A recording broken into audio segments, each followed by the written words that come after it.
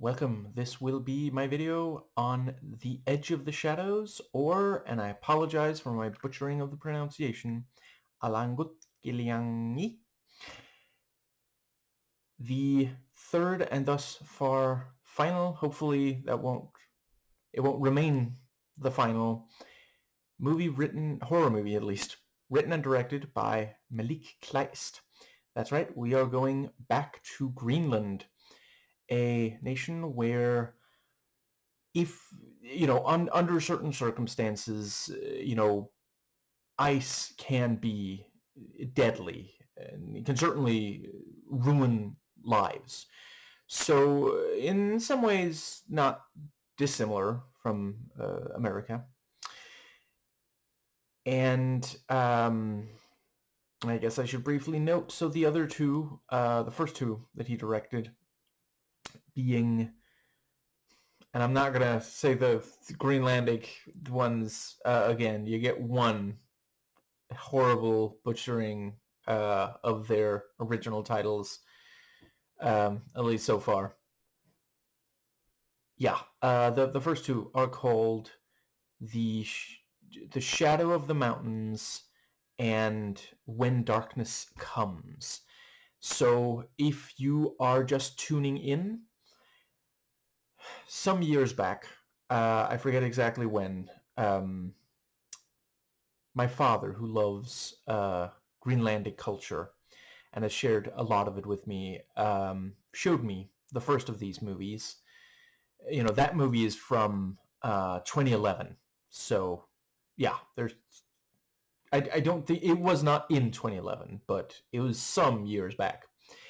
Then there was a while where we did not have access to it. Then we found it again on Vimeo, and, for a while we didn't go ahead and buy the second of these three movies, the one from 2014. And 2 weeks ago, a week ago, I guess it was, I went ahead and bought both of these two more recent movies. So yeah, if these movies sound interesting to you, Vimeo.com, they're available for rental or purchase. And they do have subtitles in English. I think, do they also have... I forget if there's any other language, but they do have in English. So, a pretty decent chance you're going to be able to follow the movie using those. I do not speak Greenlandic myself. You might already know that if you yourself speak any. And I didn't struggle to follow. One thing I did note about the subtitles, and I swear I'm going to get into the actual fucking movie any second now. Oh, right, yeah. The movie's rated R, so will this video be. And I'm going to start the video with a spoiler-free review. Yeah, and only after I'm done with that will I get into any spoilers for this movie. And yeah, I'll get to it when I get to it. But I will verbally warn before I get into any spoilers for this movie or anything else. And like the first two, I fucking love this movie. So yes, brief thing on the subtitles. At one point, they start using a specific term where it refers to something in Greenlandic culture, and they don't translate the word, and it's one of those things where I don't think it's a bad idea to not translate the word, because it's very difficult to translate. It is very... I don't know enough about all the world's cultures to say if it's unique, but it is something that there are a lot of cultures that don't have something quite like it. So, yeah, that's all well and good. but then after, at one point they also use a word that is very similar, and if I understand correctly, the similar word is simply the plural form of the other word. And some Europeans are gonna think, the fuck are you talking about that for? There are a lot of Americans who are shocked and chagrined when they find out that not every country's language pluralizes by simply adding an S at the end. And occasionally fucking with the nouns for some shit, not nouns. God, what are those fucking called? The vowels. That's it. Um, yeah, that's really the only thing.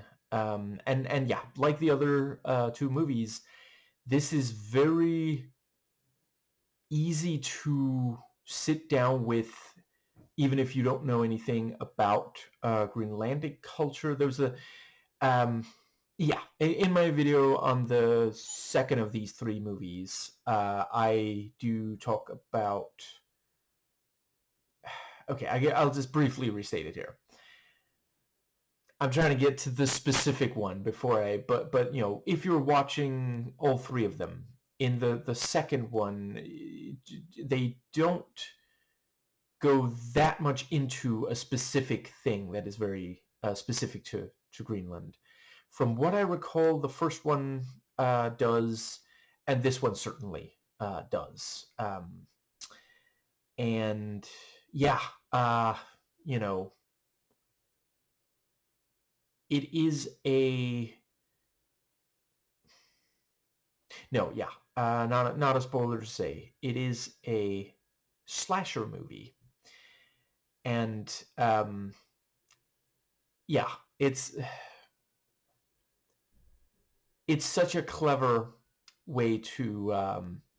I don't know 100% how much they thought about how do we appeal to international viewers, but it is a really good way. Slasher is one of those genres, like essentially, there are some cultures that lend themselves better to it than others, but essentially any culture could make a slasher movie because it is such a, it's a concept everyone can understand. There are some,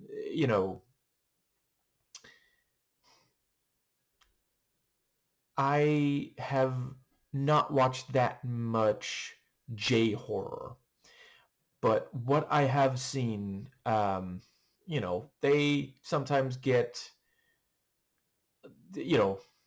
bit more out there than a lot of horror movies made in America by white cishet dudes. And sometimes that's one of the things about, like, there are some of the J horror that's, or equivalent, that has been most watched in America are the American remakes, and they'll go and change certain things to make it more, yeah, white American, yeah. And yeah, this is one of those cases. I mean, if these movies at some point do become big, I'm sure they still will, because they sure do fucking love remaking movies for no good goddamn reason. I don't know that I'll ever watch the American version of Night Watch. Wait, is that what it's called, or am I thinking of the? No, yeah. I'm pretty sure Night Watch is the for my fellow Danes, Nedevakten. The 1994 movie. They made a 1997 American language version with Ewan McGregor, and I fucking love Ewan McGregor. I'm not sure I'm ever gonna watch that fucking movie. Like, legit, just watch it with subtitles. For real, you'll be fine. I'm not gonna pretend like our movies never get fucking weird, but that's not one of them. Anyway, so yeah, I don't know how much the thinking was, let's make, slasher movie so that it'll appeal to international viewers. But slasher, for one thing, has international appeal. I've watched slasher movies from a bunch of different, so yeah, already mentioned, right. For those who don't know, Night Watch, Danish slasher. There's Norwegian. Um, fuck, what was that other one? God damn, it's been so long since I sat down and watched an international slasher. So suddenly I can't fucking think of. But yeah, um, a number of different countries have made their own slasher movies.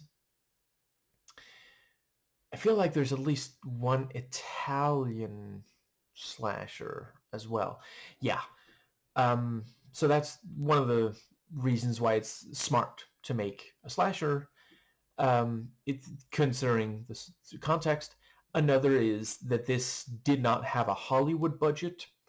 And I appreciate that, okay, horror, the overall genre of horror is already one that you can make, inexpensive movies in, but, there are some that get a little bit more expensive, depends on how much you want to, you know, yeah, of like special effects, for example. Um, I forget, I read it once, but I forget how much the 1986 The Fly cost. But, you know, that one, yeah, certainly it shows that there's, in the special effects, and that's a movie that if it had cheap and unconvincing special effects, the movie would fall apart, And with all three of these movies, the first one is also a slasher. The second one is this kind of, haunted house story, which I appreciate with haunted house. If you get really ridiculous with it, it can get expensive, but it's also the kind of thing where you don't have to. And yeah, Malik Kleist just understands these things really, really well. Like he's clearly, yeah, understood a lot from like the filmmaking of countries more traditionally known for filmmaking than Greenland. And yeah, I really appreciate how in all three of these he makes sure to include something that is very specific to Greenland. That is one thing where I really feel like it would have been too bad if they said, no, let's only go with something that, white Christians have heard of. No, let's, like it's got such a fascinating culture. And I think that might just about cover. I guess I'll briefly note when I first saw, when I looked this up on IMDb, I was a little like nervous because this is the lowest rated of the three Malik Kleist movies. Like the other two are like 7 point something. I think it might even be fairly high, like 7.7, and then this one is like 5.5. And I have to admit, like while watching, I really tried to determine why, and I don't really understand it. Yeah. So just to be clear, this video, I'm not going to engage in apologism. What I say is my honest assessment of it. Yeah. So the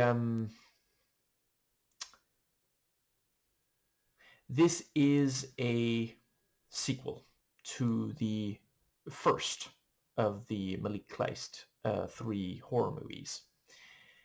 And I am not going to spoil the first movie in this. I'll keep my before I get into spoilers for this movie, at which point I will have to. I'll keep my language vague. But yeah, so they made some choices. There's a lot of choices I really love in the making of this and the other two Malik Kleist movies, and one of them is the way that they handle the sequel aspect, because it's horror movie sequels. Like, sequels already are, there's a lot of them that are bad. Horror movie sequels, like, I mean, I think Friday the 13th, some of the sequels are better. Nightmare on Elm Street, some of the sequels are better. I'm not sure that I would necessarily say I can think of that many other horror movie sequels where it's better than the original. Like, sometimes it's like, okay, well, I like what this one does better, but, like, I mean, I can appreciate, Scream, as long as you don't say the third one is better than the first one. And Halloween, as long as you're talking about Season of the Witch or the H40 trilogy. Yeah, I don't know, I get liking one of the sequels better. um I don't think that I would personally say that it necessarily is better. Yeah. I mean, yeah, personally, I do. Right now I don't remember my Scream movie rating, but I remember rating some of them higher than the first one. But that is, like, very much my personal preference kind of thing. Anyway, yeah. This one actually, like, what it does with character, I thought was really great. And that, again, is one of those places, like, yeah, some horror movie sequels just don't even try, um, especially if the first one also didn't try. Yeah. Um, right, and obviously, happy Halloween month. Um, I know I already did a horror movie review this week, and normally I only do one movie review per week, but yeah, really wanted to do this one as well this year. And for those who do not know, I love horror movies. It's like, if I have to choose one genre above all others, that is the one. If I get to choose a couple, sci-fi and horror, action join. Those are my absolute favorite genres. Yeah. Um, but yeah, I also really appreciated the setup is different enough that it doesn't feel like a retread. That's, again, huge problem with horror movie sequels. Um, yeah, and also not so different that it feels like, oh, well, why even make it a sequel then, kind of thing. And yeah, the psychological accuracy and authenticity are really great. Um, it really does understand how we human beings think and react under, very specific circumstances and such. And yeah, the authenticity, it is shot in Greenland and includes certain very specific things. Right, and as with the other two of these movies of Malik Kleist, yeah, there is they include things that are true of Greenlandic culture and people, but also of, like, many other cultures. so that, even if some of it is very, very new to you, there's going to be some stuff where you're like, okay, yeah, that's me all over. And yeah, the level of detail, I appreciated the way that, yeah, some sequels will try to explain more, like add to lore and such. Not all do, and it doesn't always work. This one does, and it does work. And yeah, I quite appreciated that actually, yeah, like gradually each of these he explains a little more. Not that the second one, well, I guess I don't know for sure if it's supposed to be set in the same universe as these other two, but it explains more than the very first one did. And when it comes to tone, he, most of the movie is scary, but there are these little, you know, inclusions of humor to help. That's one of those things you can use humor to ease tension without having a full like climax to the tension when you're making a horror movie. You can have, because like there was a while, and I appreciate some people still um, believe that this is the only way to make a horror movie, and I completely disagree. There was a while where it was thought of the prevailing wisdom was that you can't have jokes in there because people won't be scared anymore. And I'm of the opinion that that is true of some audiences. I don't know if it was ever true of all, but movie execs, yeah, sometimes they'll shy away from the best ideas and embrace the worst. Yeah, I yes, um, but yes, if you have humor, then in your horror movie, you can have the actual threat still out there, whereas before there was any or very much humor in horror movies, yeah, like basically the there would be a scene of building tension, and then the threat would be evaded, or if it's near the end of the movie, maybe even defeated. And I don't take issue with the defeated part, to be clear, but I'm just saying, and for sure, for some movies it worked incredibly well, but there are so many movies that use humor well, where yeah, the threat's still out there, but we can breathe just a tiny sigh of relief because there was something funny just now. And yeah. Um, so dialogue, it's one of those things, it's a little harder for me to judge 100% since I do not speak the language.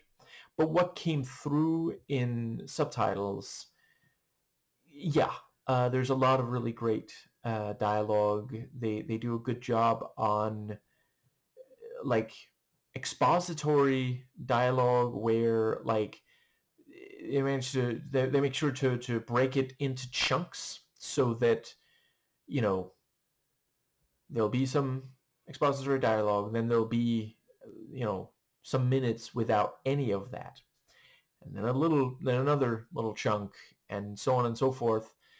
And by the end of the movie, there's been a bunch of expository dialogue because it's almost impossible to make a movie like this without at least some. But it doesn't feel like they just put the movie on pause and talk for forever. And there were, let's see. Yeah, a lot of the humor is in the dialogue, and they did a really great job on that. And yeah, the direction. I thought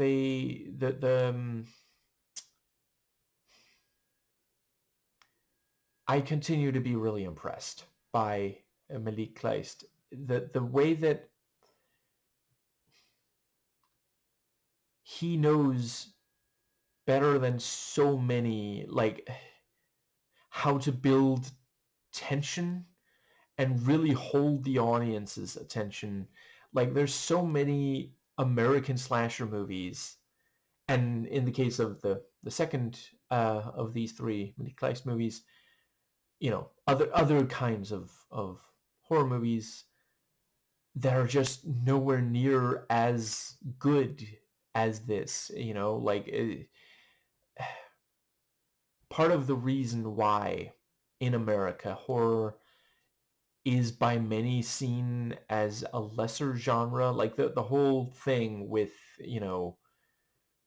why are we calling something elevated horror? Well, because some horror, there's a certain percentage, not insignificant percentage, of American horror movies that are complete shit. Like, I've watched more than enough to know, for sure. I've probably watched 100 horror movies or more total.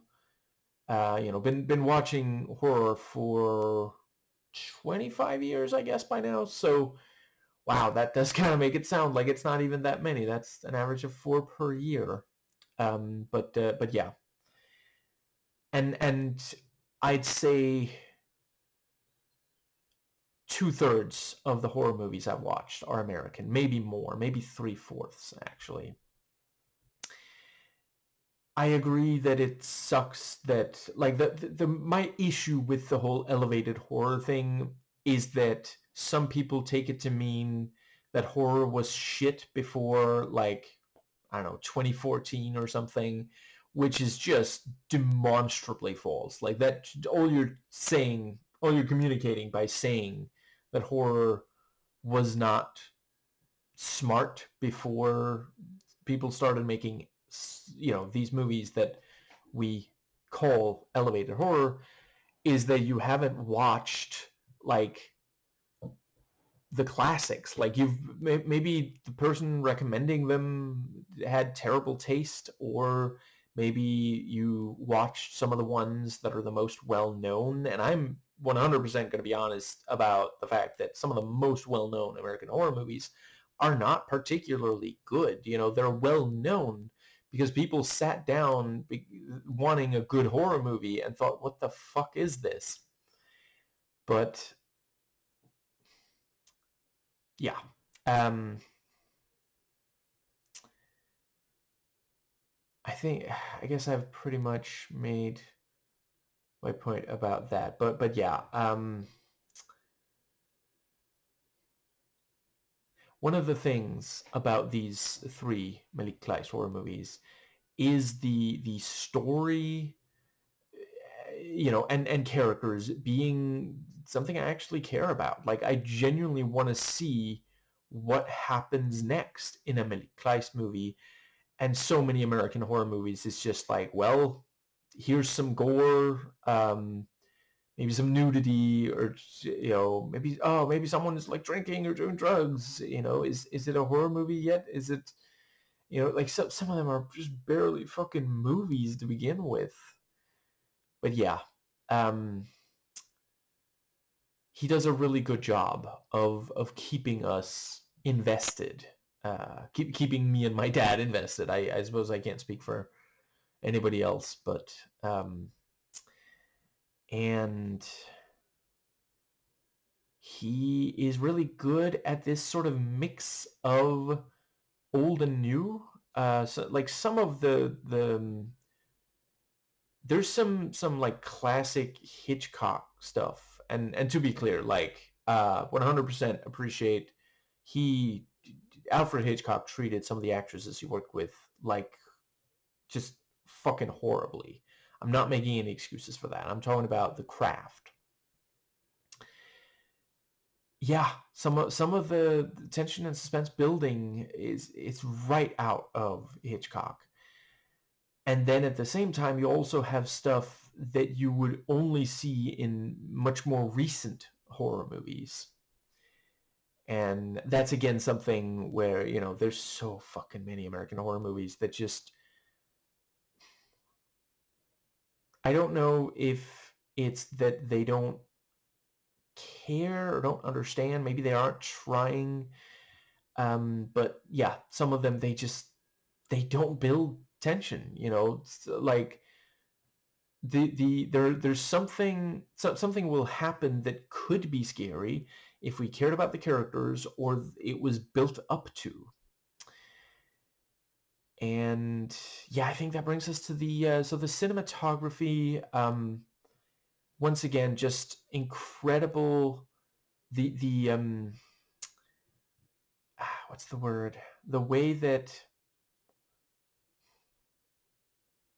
one of the one of the big notable things here is the way that nature is filmed. The movie opens, these all three of these have such like fucking gripping openings. Like from right away, you've got both the music, which I will talk in detail about later, and then the way that stuff is filmed or edited or the like. And this one, we open on these drone shots of the truly breathtaking Greenlandic nature.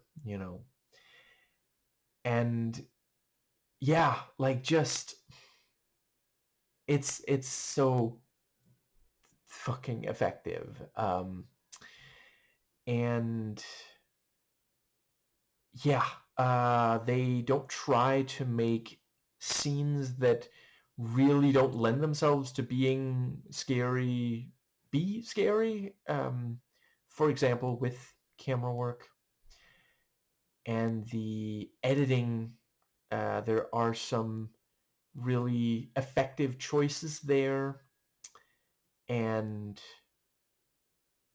yeah, I don't want to give anything away. I'll just, yeah, the cinematography and editing are some of the, along with the music, those are some of the main way, and some of the acting, main ways that this builds tension and suspense.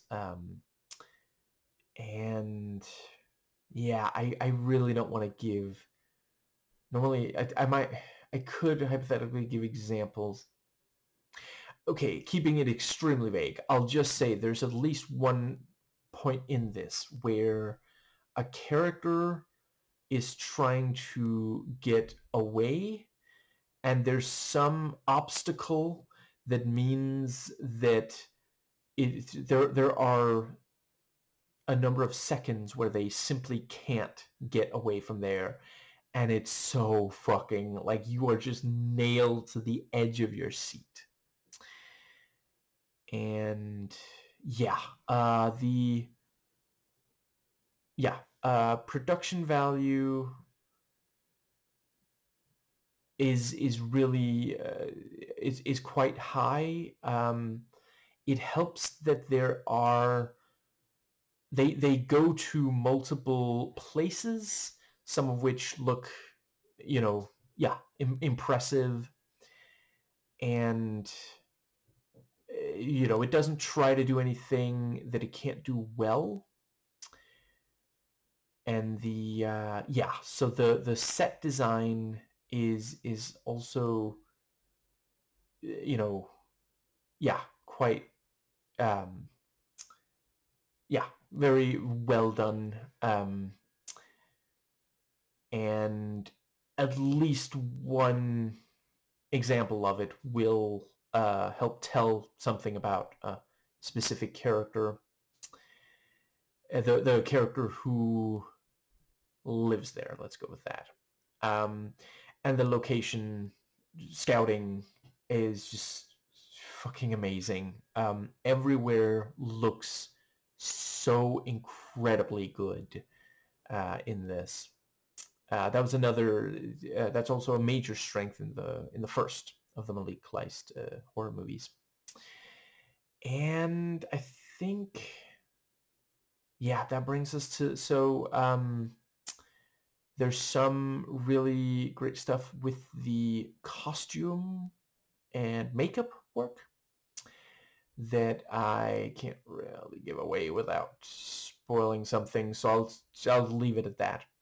The music, my God, the ominous scores of Malik Kleist movies is really something else, and that again is somewhere where he understands, like, there's some horror movies, some American horror movies that are ruined by a really lackluster score, and I think a significant chunk of the best horror movies I've ever watched,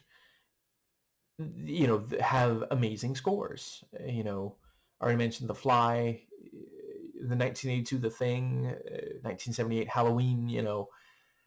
It's just, and yeah, here, um, yeah, just like you immediately get the sense that something fucking awful is going to unfold.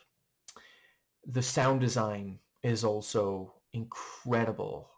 This crunchy, gnarly quality to some of the sound work. I mean, I mentioned it's slasher, so obviously there's going to be some kind of violence, and that again is like, I've seen horror movies be really wrecked with lackluster sound work, and some that weren't that good otherwise be improved dramatically by good sound work. So the characters, I think that I'm going to keep it vague since I'm not spoiling the first movie, but I'll just say that, yeah, Malik writes these characters that feel like people but also like you can buy the you know, some of them might do things that we think they probably shouldn't, and it feels like, okay, no, yeah, this character would do that under those circumstances. Um, yeah, and yeah, so acting again, difficult for me to judge. 100%, not speaking Greenlandic, but it seems quite good. Certainly, there is some very effective stuff. There's some stuff that's very subtle, and other stuff that is wonderfully OTT.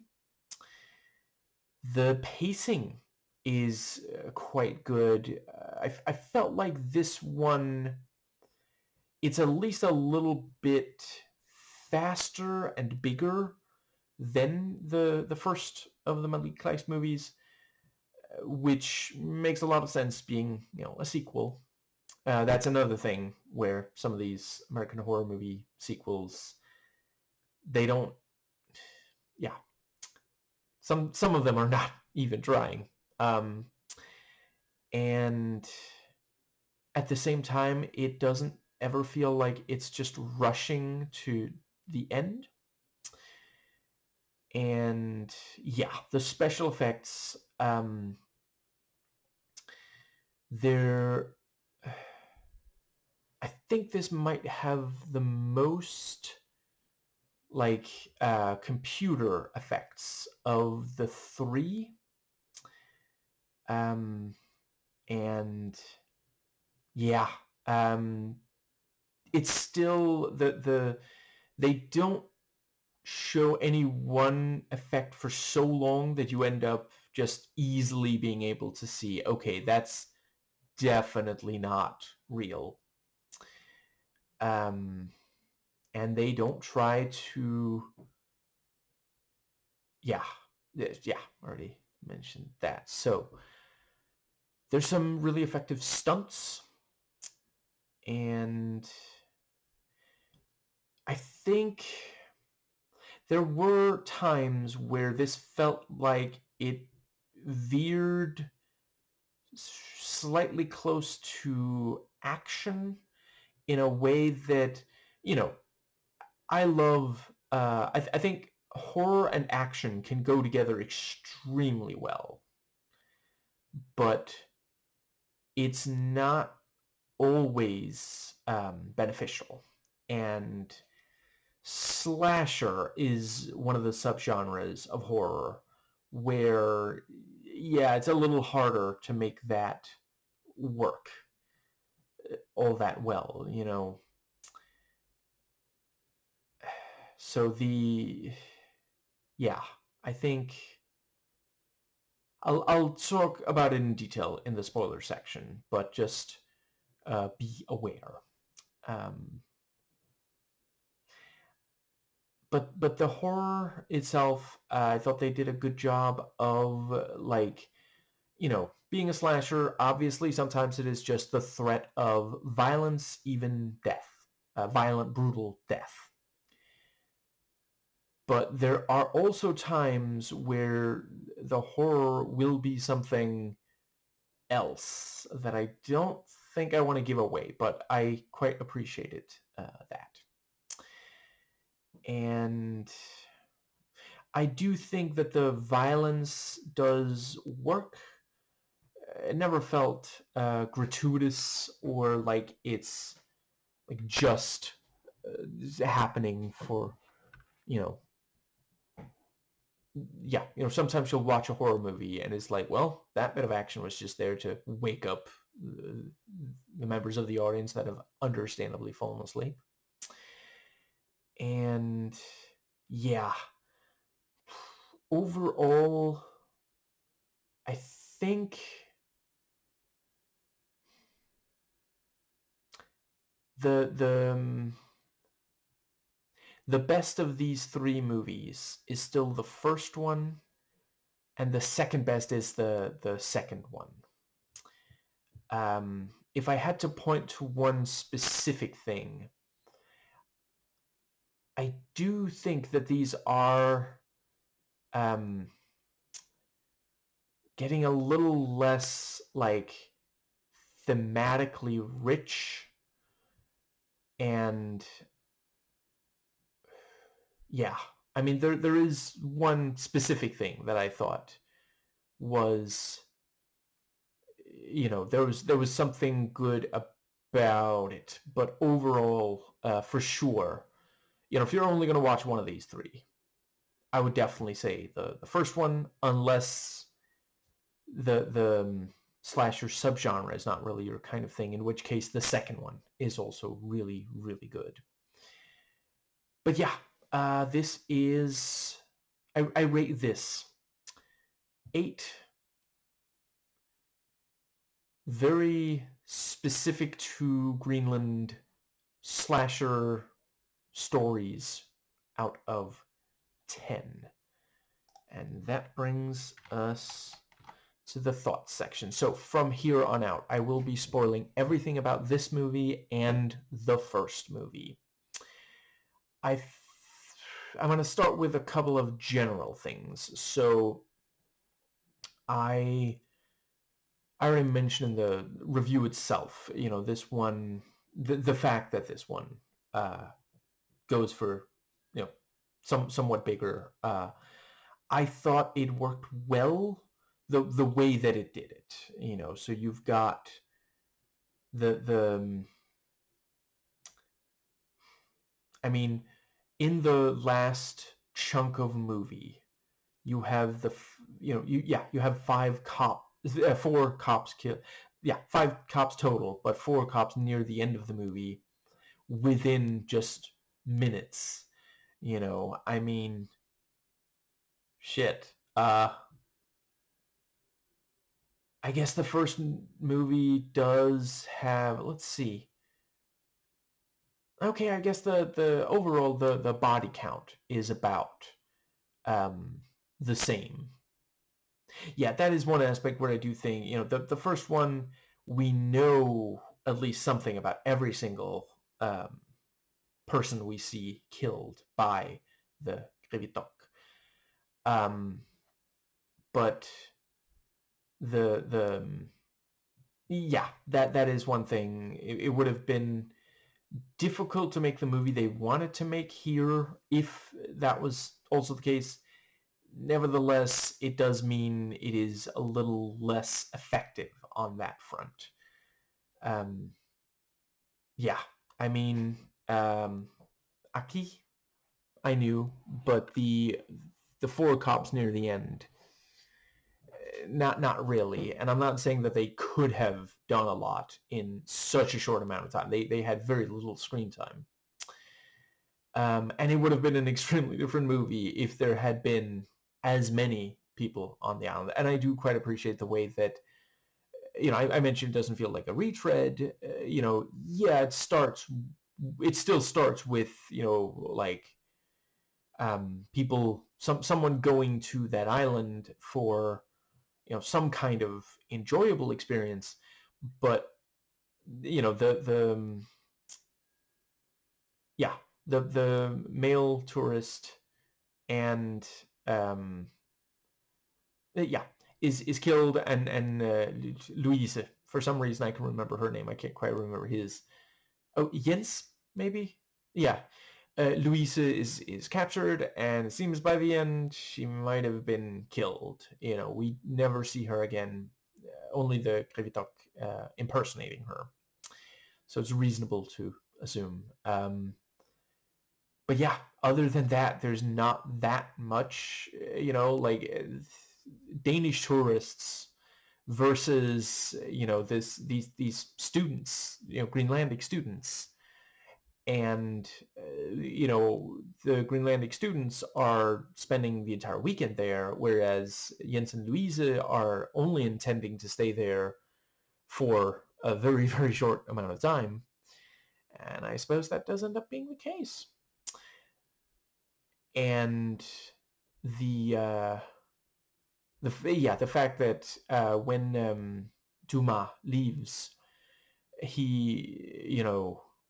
he returns sooner and with cops, and he never ends up getting stabbed in the back. And I also quite liked the fact that, in the first one person disappears and is later rescued. In this one person, no person is rescued. Two are taken and presumably,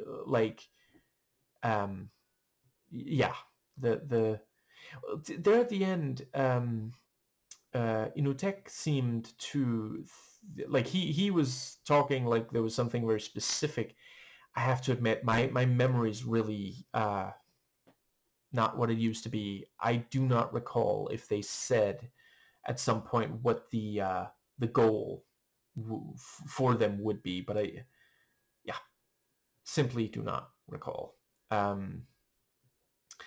it is a very ominous ending, where the first one, it's very much this like final jolt.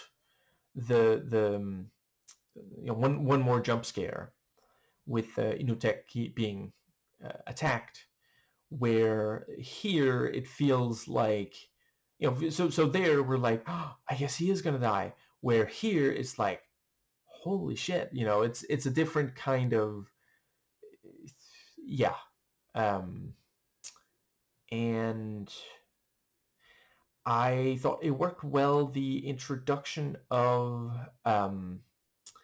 and my father said he had not heard of this as part of the mythology, so this may have been made up for the movie, but the idea of, good Krevitok, and even a society of them, which does feel like it goes against the core concept of a Krevitok, which, it was already, the idea in the first one that there's two of them working together is already going against, and this one has an entire society of them, but I think it serves the story better than strictly adhering. and they are already like Krevitok are not seen as like killers. At most they might like you know you might try to avoid one or be a little put off if you encounter one, but the actual danger is not really something that my father has encountered in his studies of their culture. Now, I really appreciate that we never see the society of Grivitok. There at the end, I thought the one that was lighting up was was one, but evidently it was just, you know, it certainly seemed to be that whichever one it was a regular, murderous Grivitok. Um,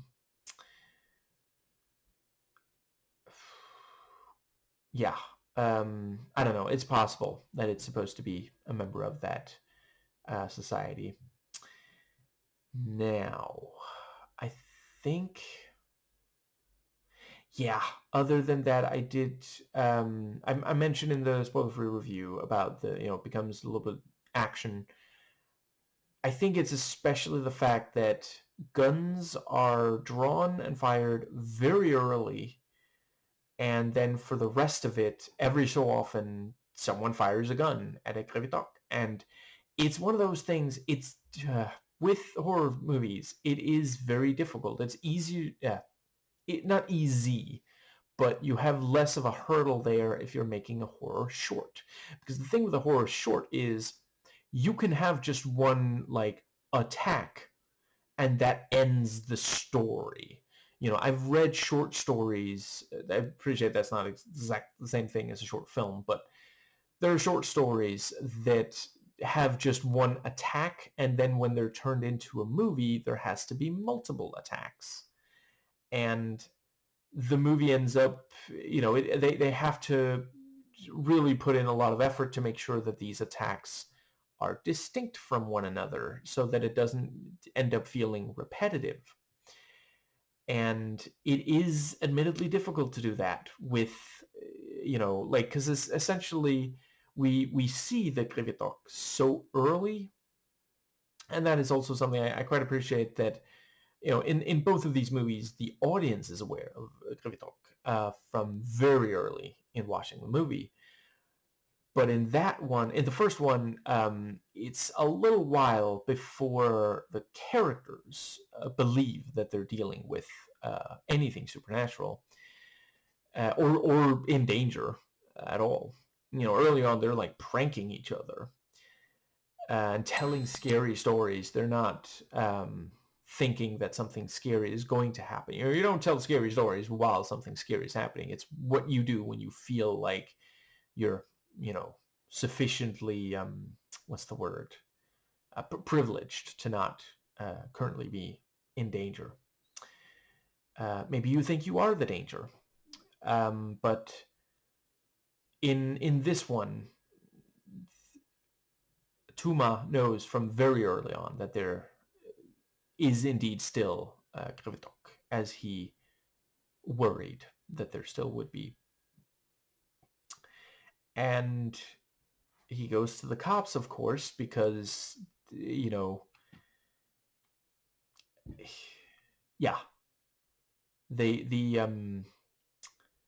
it's certainly he's going to go to someone who has guns and some kind of, yeah.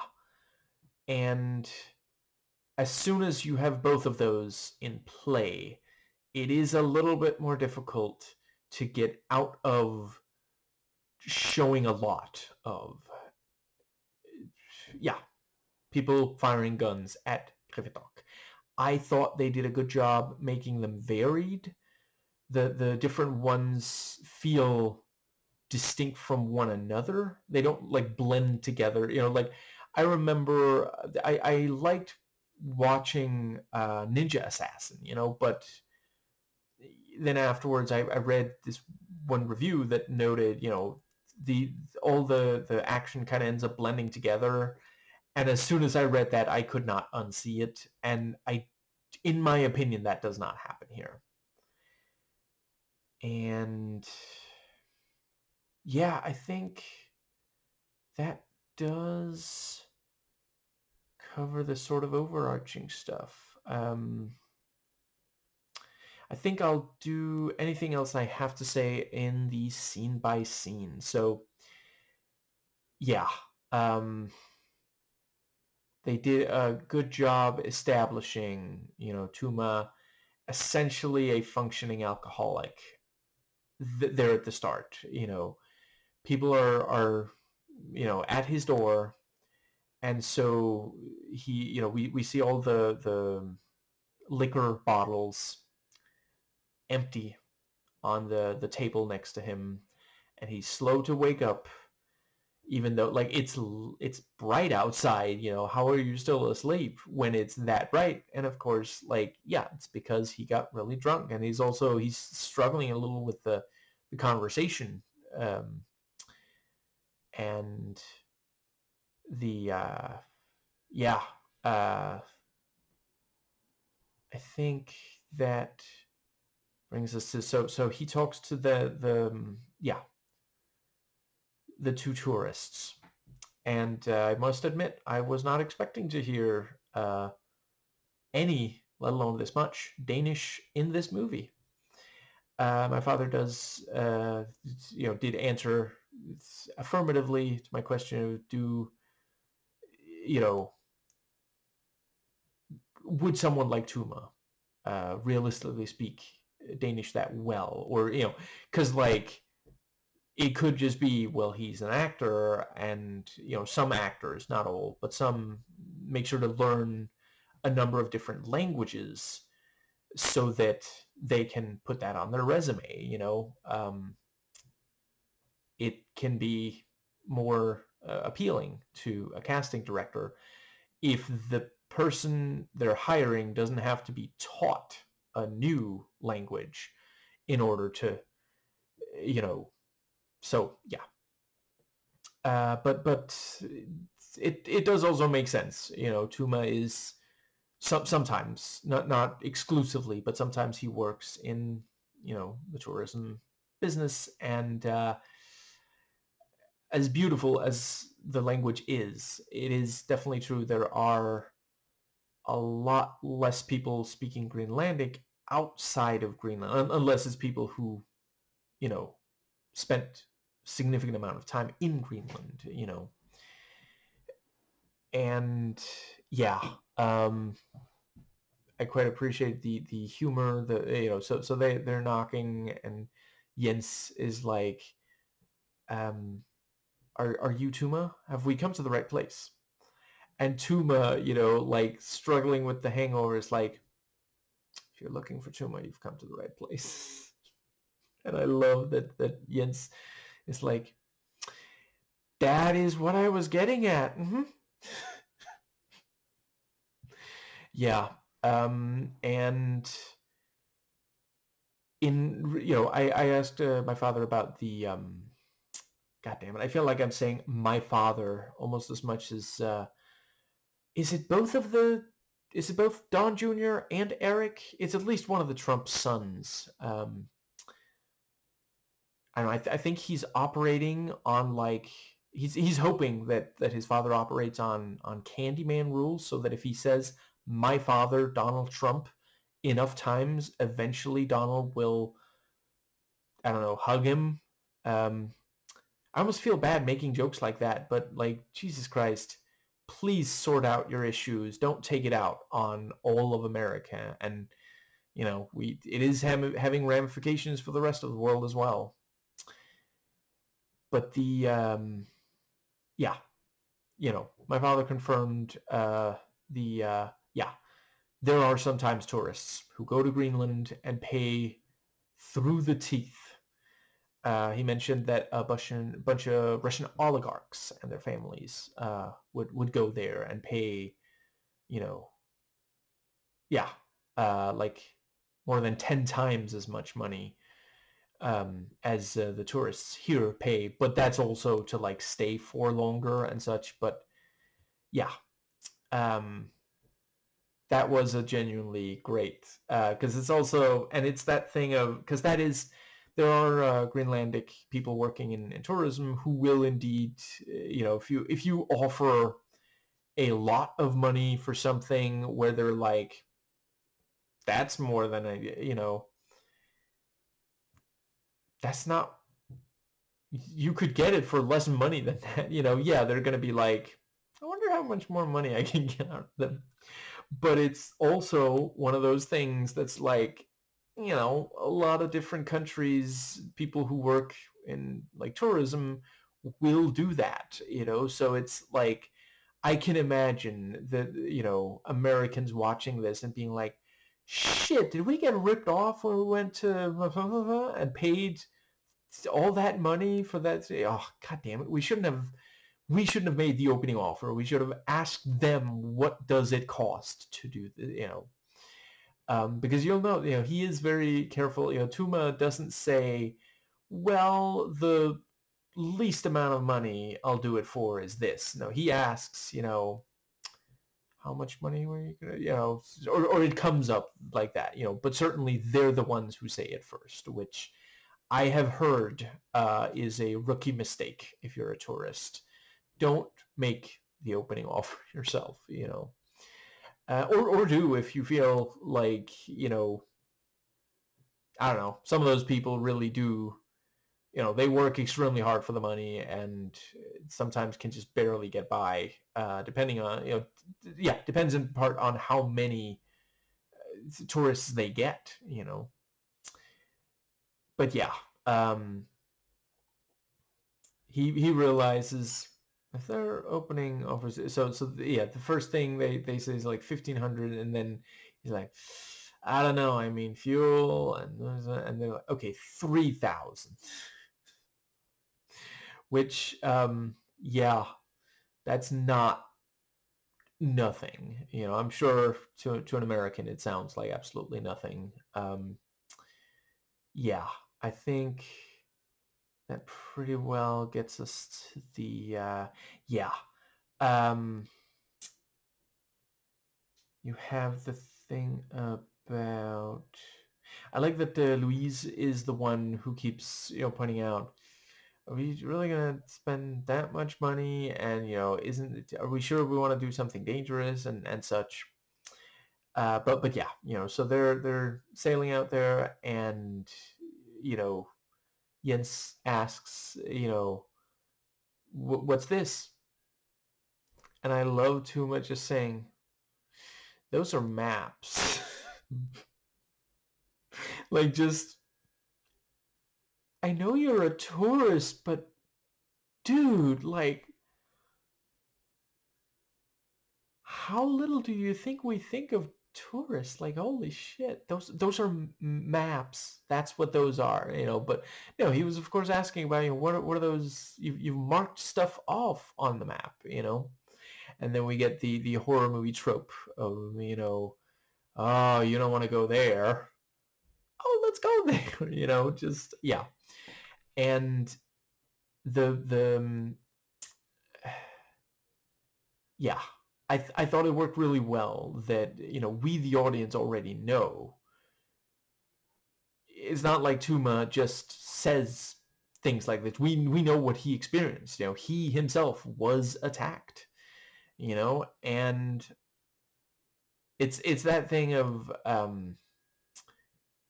yeah, when you have a sequel and you have one of the survivors, yeah, you can have them say, yeah. And he says, you don't want to go there. Louisa says, we don't want to go there. And Jens is like, we should go there.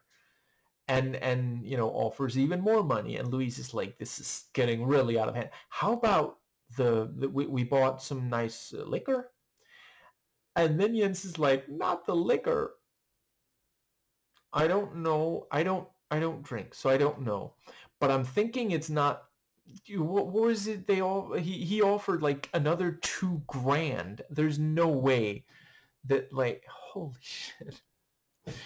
But I mean, I feel like, okay, dude, you can probably buy more, like, of the liquor. Yeah. And yeah, it is, it's in part funny, but it does go to his character. Yeah, he agrees in exchange for the liquor, because he is a functioning alcoholic, and it overrides his thinking. Um, I want to briefly note. So, if you, yeah, in the first movie, Tuma is not the only survivor. Pitak, I'm afraid I forget her name, but his sister, and I want to say Ula is the girl that Pitak is with. They all also survive. So there are three characters that are in the first that do not appear in this. And I thought it made sense because, one of the things is that it works well that it is just, it a chunk of the movie is just these three, two of whom, two of the survivors from the first movie, and then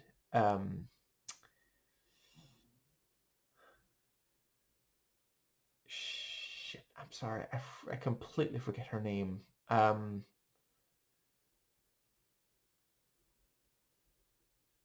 Mita, I think. I feel like I got at least some of the letters right. So yeah. Um, yeah.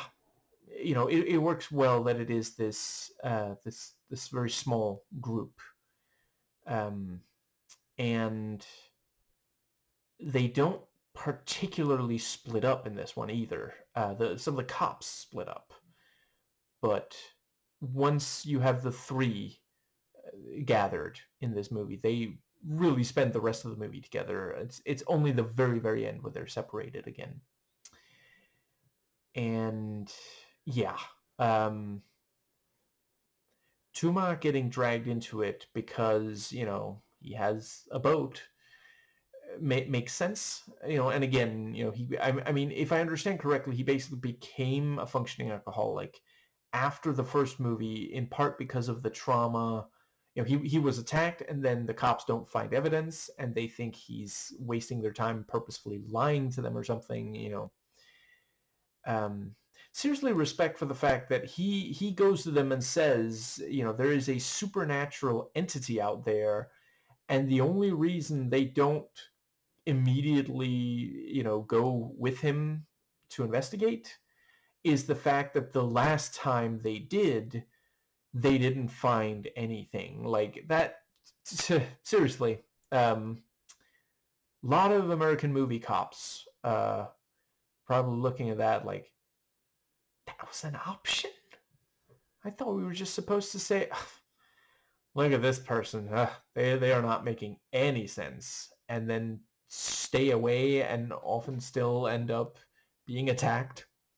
Now, I think that brings us, let's see. What was the other thing I wanted to say? Right. So yeah.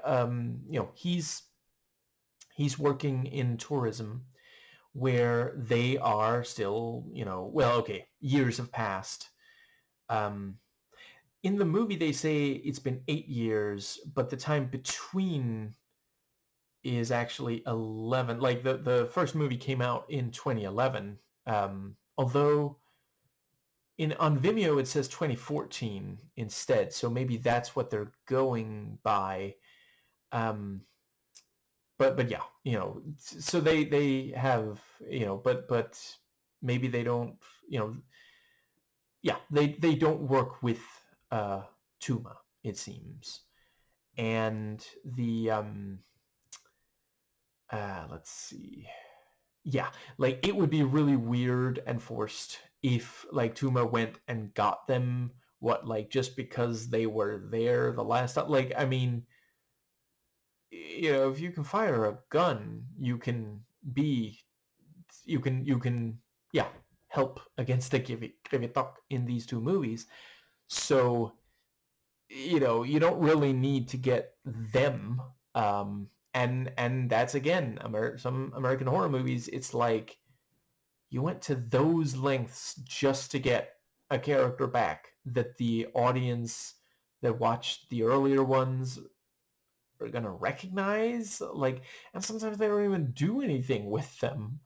I think it was Thought Slime who did a video on on like a legacy sequel horror movie, and like noted that only after watching the entire movie and looking online did they learn, oh, that person was in one of the other movies, because they don't actually explain it for newcomers, and the character didn't do anything in the movie, and I'm starting to repeat myself. I'm going to move on. Yeah. Let's see. I think...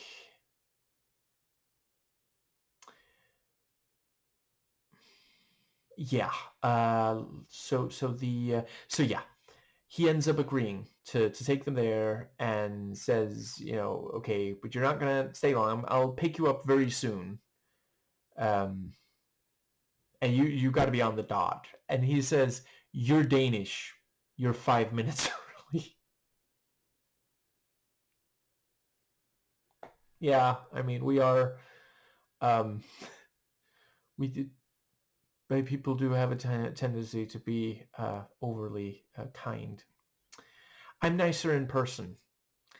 Sometimes even to conservatives than in these videos. It is a little bit of a, you know, it's hard to not get a little performative once you get on camera. You can ask around. A lot of people who get on camera end up, yeah, performing somewhat. Now, I think that does, yeah, so, you know, and he goes and he fishes. And then he goes back to there, and they're not there. And it's like, oh no.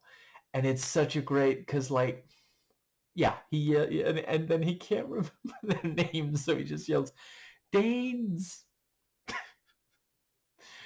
And then yeah, they do come out, and Jens, you know, I appreciate that's, again, it is a good element to bring back from the first one. And that's again the fact, the fucking with people's graves, you know, and that's again a thing where, like, it's not always a grave, but there's a lot of American horror movies where, you know, the inciting incident, someone was disrespectful in some way to some, you know, some culture or some other. It's actually interesting in these two movies. This is Greenlandic culture, you know. In a lot of American movies, it'll be some white Americans, you know, in a movie made by and for white Americans who fuck with some completely other culture, and sometimes I do mean other, like othered. It's very, very distinctly, you know, it's nothing like American culture, you know, kind of thing. So I appreciate that here it really is the, yeah. And the fact that he goes up, like, Jesus Christ. And sadly, you know, some people do treat the graves of other people, of, you know, people who don't necessarily look completely like them, with tremendous disrespect. You know, Sean did a video on, he did not treat, to be clear, one of the people he talked about in his video, The War on Science, I think was the name of it. Yeah, there was a person in there who was disrespectful, and then went on to say, oh, I'm being canceled, I'm being fired, persecuted for my beliefs. No, you're being fired for mishandling the fucking bones of human beings. How did you not see this coming? Like, Jesus Christ. And yeah, so the fact, you know, he says, oh, we saw some graves. And I think Tuma even says, please tell me you didn't get any bones. And he's like, oh, yeah, we needed a souvenir. I would like to say, um, I have been a tourist. I have traveled to other countries. Many people I know, tourists, travel to other countries. We would not be that fucking disrespectful.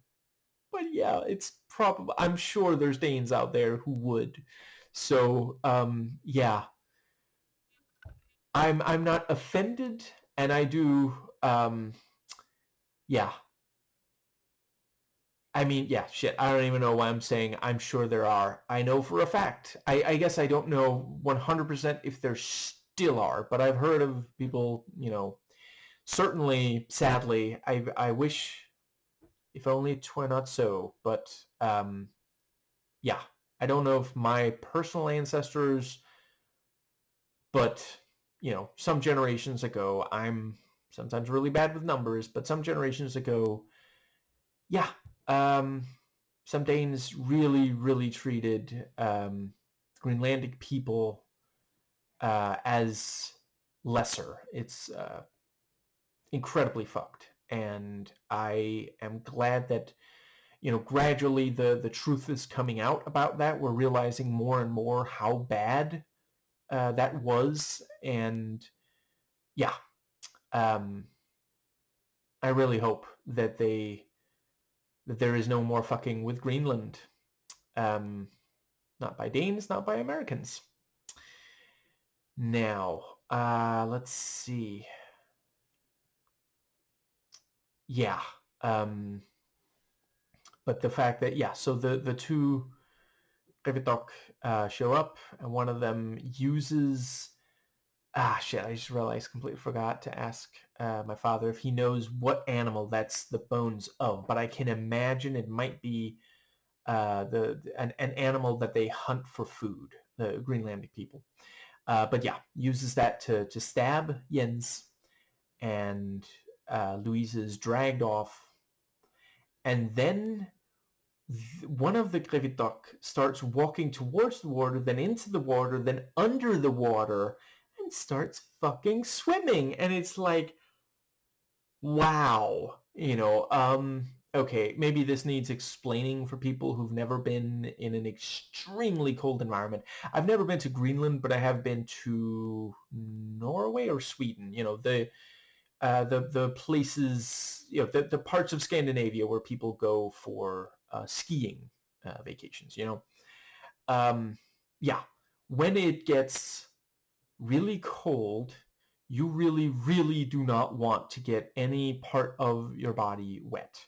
I didn't get any part of my body wet, but I had gloves on, thick ones, and my fingers still got really cold. Even from not very long of being outside, like Jesus Christ, I had to sit by like a literal open fire and get some warmth back in my hand, heat, whatever. Get my hands back to normal. The idea of even partial, no, let alone full submersion into water, because it gets like so fucking cold. Like it's I talked about in my video on the second of Malik Kleist's horror movies. They have a significant fear of being dragged under by something they hunt. And I mean, it's uncomfortable if no matter what your situation is, probably, but yeah, down there it can be an actual, up there it can be an actual death sentence. And this Krevitok is taking it like nothing. And yeah, Duma has to get away from there, and so he tries to drive the boat, and it's like the anchor, which, like, we just, yeah, he obviously used the anchor to yeah, important. And so he presses the button, and it slowly starts, there's the spool thing, I think it is, and eventually we see the anchor rising out of the water, and finally he's able to drive the boat away from there. And it's just such, oh my God, it was so tense and suspenseful. Just, yeah, really reminded me of Hitchcock, and did not remind me of a lot of American slashers, where they don't even seem to understand that it's not enough to show gore. And I don't know, I guess for many it is like, yeah, some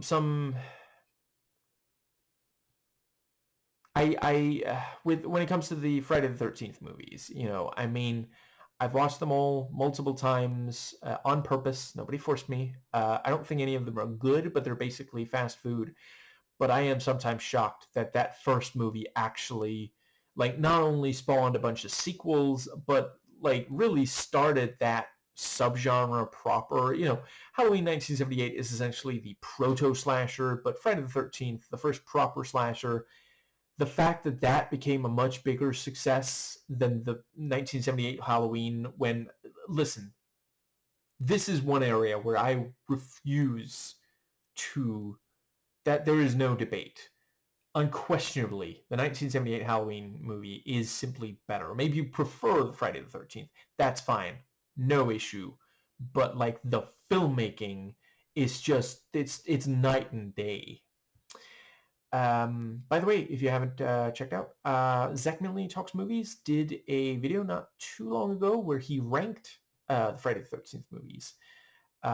Really good video. I quite appreciated hearing how his ranking. I thought he made a good case for it.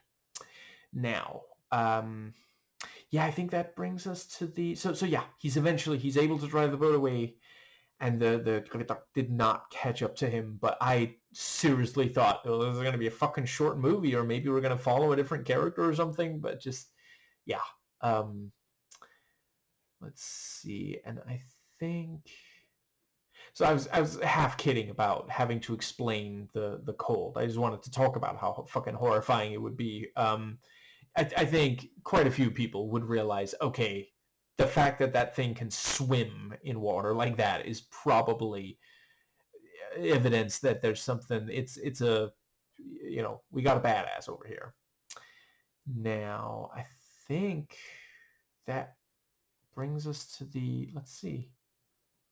There's the, I think the very next thing we see is,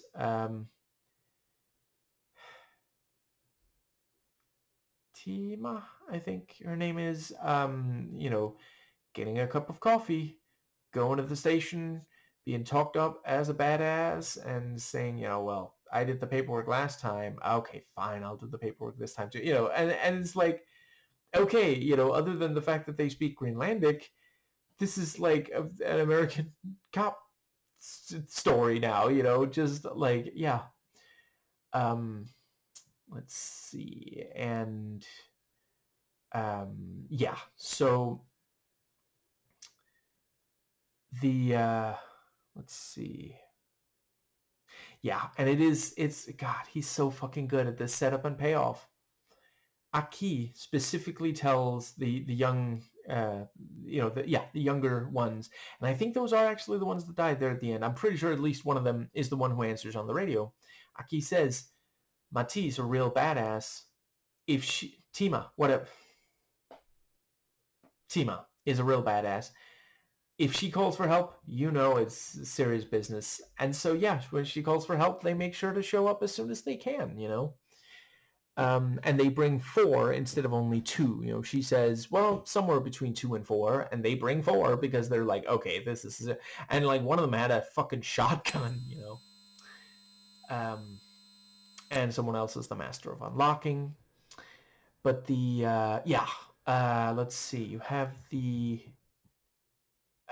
he shows up, and you hear him, and we can understand why Aki is like, you're not making any sense. He's obviously still agitated and has to even be told to calm down. And he drank on the way back, so he reeks of alcohol. And like, the idea that he got drunk and imagined it, especially if Aki, since Aki thinks this is the second fucking time about, it's a credible story. And I talked to my father, there are some Greenlandic people who have a problem with alcohol. Tuma is not the only. He's fictional, but that is not. And some of them do get in conflict with law enforcement when they're arrested, like drunk and disorderly. So, like, it immediately, and this is again something that can be understood by an international audience as well. A lot of countries there are alcoholics, including functioning ones. And yeah, that was such a yeah. And then we have he calls out for her, and she does listen. Oh right, shit! I just realized I completely forgot. There's also the part earlier on the dock where they're for a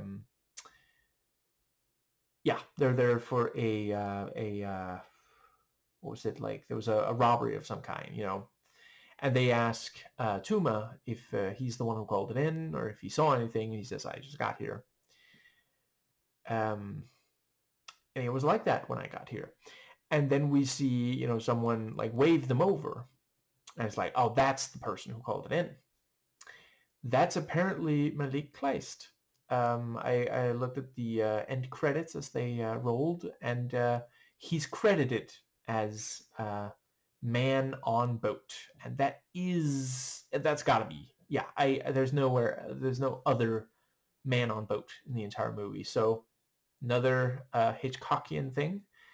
I like to think that there are let's see, were they wiener dogs? I can't quite remember which breed of dog it was, but Hitchcock and his dogs, and in some of the cameos, not all.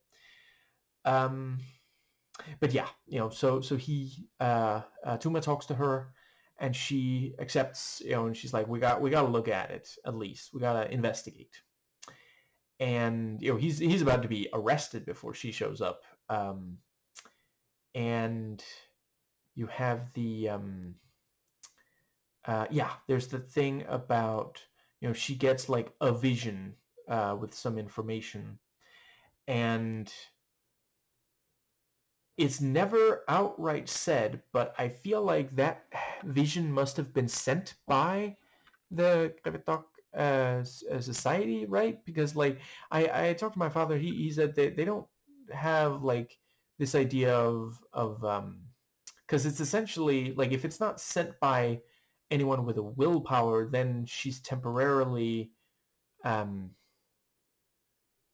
can't believe I'm blanking on the term, but there's she can see the future sometimes, and that's not really in his experience, that's not part of their mythology. Yeah. And she gets 2 warnings, and she heeds one and survives, and ignores the other and is captured. They're at the end, but yeah. So they have a conversation, and they're like, well, we got to use your boat, otherwise it's gonna, we only have so many resources. Another classic from horror and other typical of American genre pictures. Well, we don't have the resources to do this. If it's got to be done, it's got to be done by you, individualist kind of. So yeah, they're gonna need his boat, and he has to take them out there. So just he wasn't even supposed to be here today, man. That is again, the horror trope, the person who doesn't want to be part of the bad thing and recognizes that it's coming and is dragged in, kicking and screaming. So yeah, they get there, and they can't find any evidence. And we get the thing about, well, he can't let them into the cabin because his sister sold it years ago, which again makes sense. And I appreciate, I think it would be a little boring if they were just in that same cabin. I quite appreciated the couple of new locations. But yeah, it's like, well, we can't really do anything more without evidence. I guess we're going back. And also the thing about, well, we got to split up to cover more ground because this is a horror movie, it's like, what? That's the worst idea. And the thing about, well, I think I'd rather be with Tima. He doesn't want to be with Aki. And yeah, the I guess I'll just briefly note. So I kept expecting. So one of the first things we see, actually, it might be the first thing before the drone shots. Whatever. Bad memory.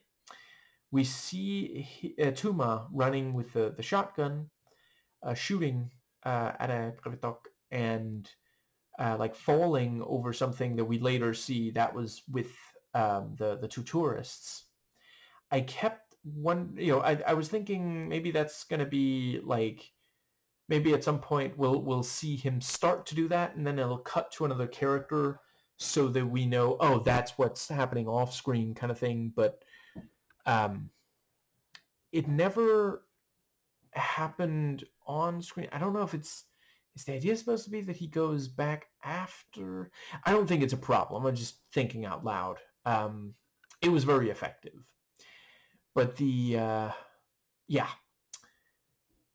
they split up, and she looks through binoculars, and we, yeah, the bit, oh god, it was so effective, and it's such a simple, easy to do thing, and there's so many American horror movies that would be so much better if they just did it.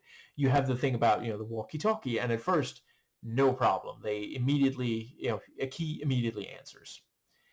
And then at one point, she asks several times and he doesn't answer, and we're like, oh, did he get taken by a dog? And then suddenly he does answer, and we're like, oh, thank God, phew. And then he does get killed like almost immediately after. Very effective. Love that subversion of expectation, and that's the kind of thing you see more in more recent horror movies compared to like older horror movies. But the thing about the building of tension and suspense, that was a really big thing with yeah, some decades back. I appreciate technically some people are like, oh, Hitchcock only directed one horror movie. Okay, so we'll go with that one horror movie. Psycho, yeah, tension and suspense, very, very effectively built in that. And then yeah, a bunch of 80s horror movies don't even try to do that. And they also don't replace it with anything else that's really compelling. I'm fine with not doing that thing, but yeah. That, yeah. So, she sees it and makes a wonderfully ridiculous jump. Like, we know in reality she's not actually jumping that far. She would not be able to run like that afterwards if she had. But yeah, lands, draws the gun, starts shooting. And this, I think, might be my least favorite bit of shooting because of the slow-mo, and the like zoom on the bullets and everything. I get why they're doing it. I think it would have been good to just show, it's fine to show her like firing in slow motion, and then just like show the boat, with as it's being hit. I do get. I think maybe they were a little worried that people would be a little confused about how, are those her bullets hitting the boat, because there is a bit of distance. I don't love the solution, and maybe especially with the combination of it being like slow-mo, which is in part, I think, for clarity. It's important that we understand why the boat is exploding.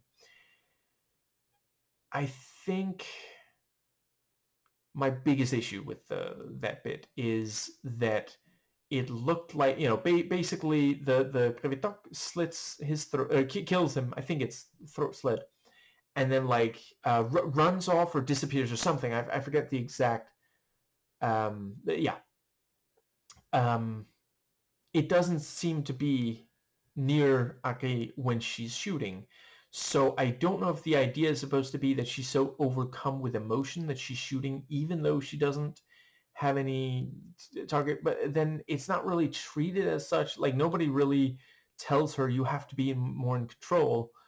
Um, I think maybe there was some miscommunication or someone forgot, so that maybe originally the Krevitok was supposed to be standing there when she's shooting and just like running off as she's shooting or something rather than before she even starts shooting. But yeah, that was a little unfortunate. I am glad that this one does not have as many different things that the Krevitok do.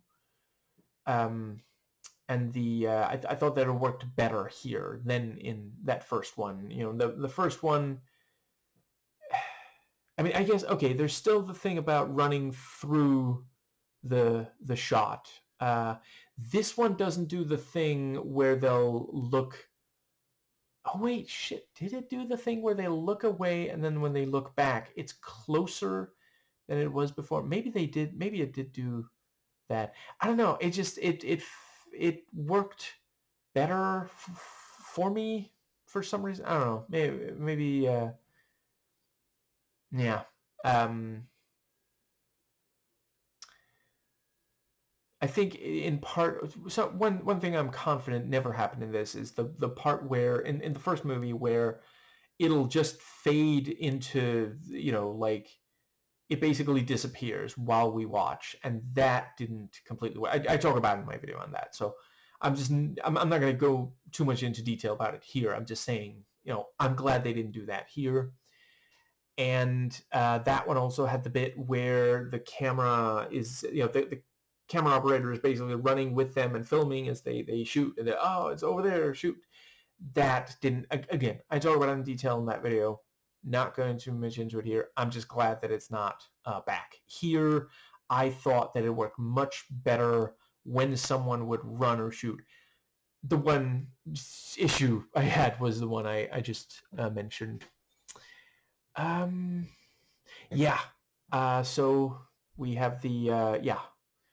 There's the thing about, well, you know, yeah, she does pick up Aki's gun, and Tuma gets it, and yeah, they gotta get to another you know, some building they can get into.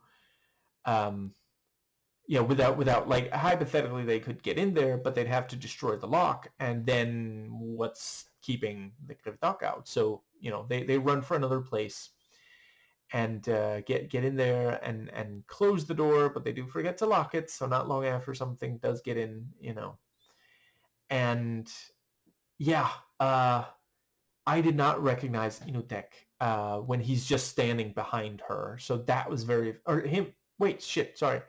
Is it Tuma he takes as hostage? Yeah, one of them, you know. But yeah, that was a really cool. I appreciated they bringing back both of those characters.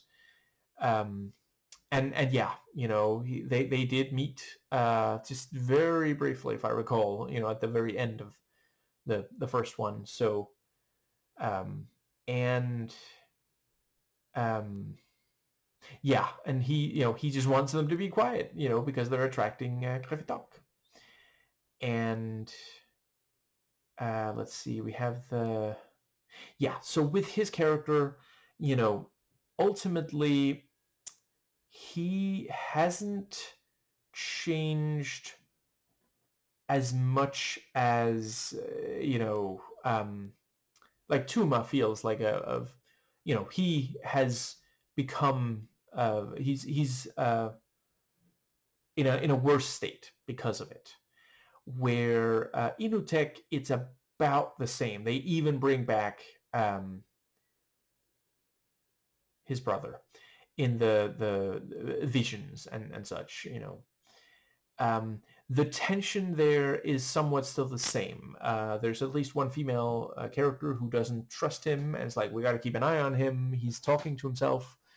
Um, he doesn't have a chance to give false names, though, because he gets recognized. But yeah, the what's the other thing? he's still thinking of other people as bait. However, he does know more. And I do think it is noteworthy that, yeah, he was, I appreciate them not trying to retcon the last shot of the first movie. I think that would have been very awkward, the thing so is especially with, it's been 8 years. He's been out here surviving for 8 years whilst there are Revitok. That's not, this is the kind of thing, either you say that he survived, he managed to stop it really didn't look like he would have any chance to, but hypothetically he managed to stop that. It was the last one. I don't know. I still don't think he would be able to survive out there for 8 years, but maybe you could have, he was found by someone, not very long after or something. You either do that or you have a sequel where there are more Krivitok on the island, because those are not the same Krivitok.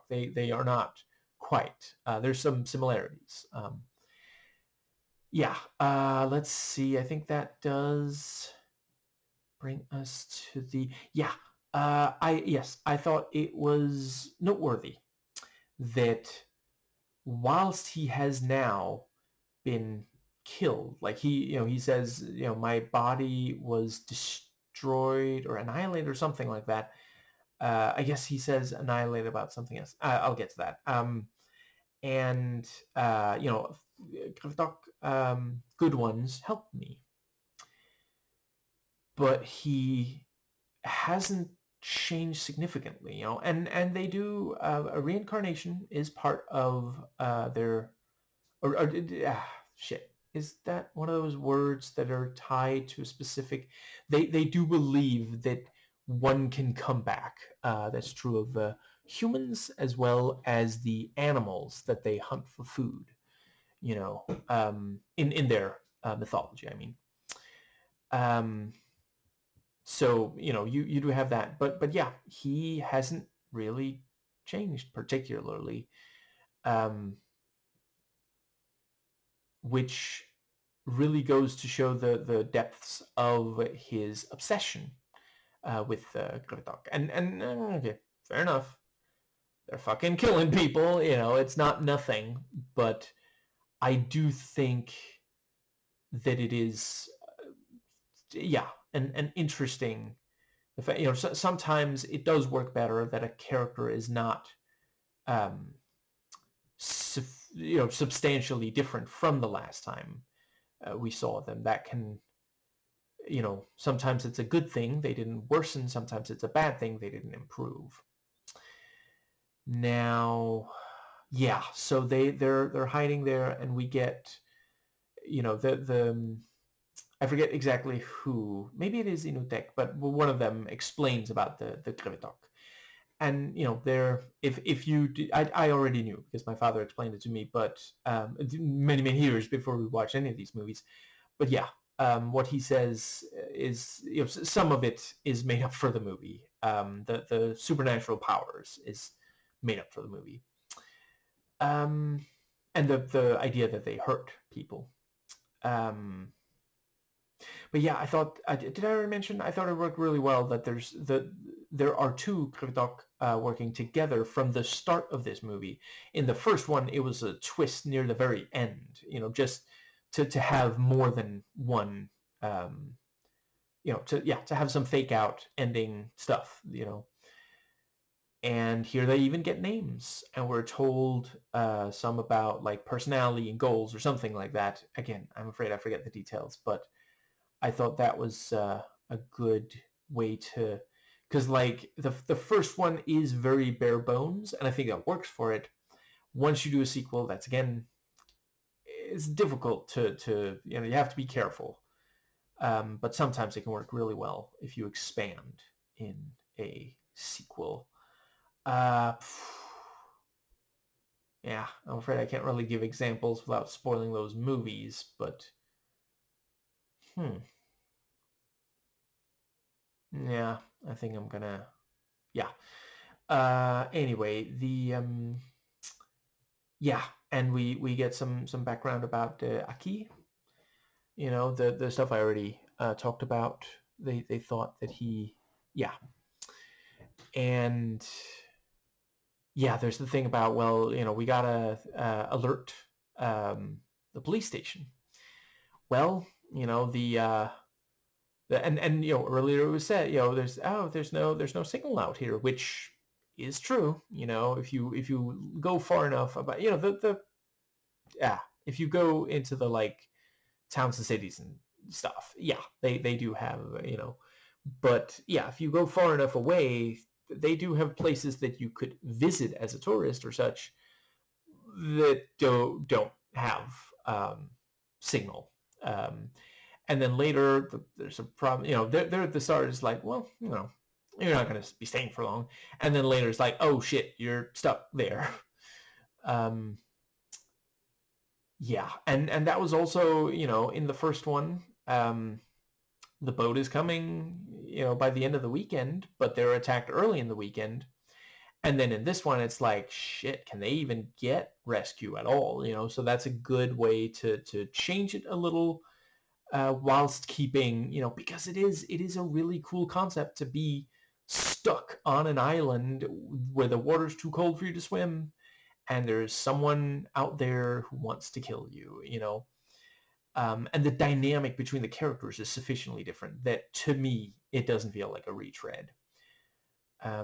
But yeah, you have the thing about, maybe if we go up in the attic, that could, and it is, I don't know if they would be able to, my father was not entirely sure if they would actually be able to use the radio just from going up there, because they're so far away.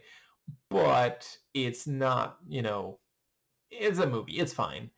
And, yeah, she manages to get the message through, but only partially.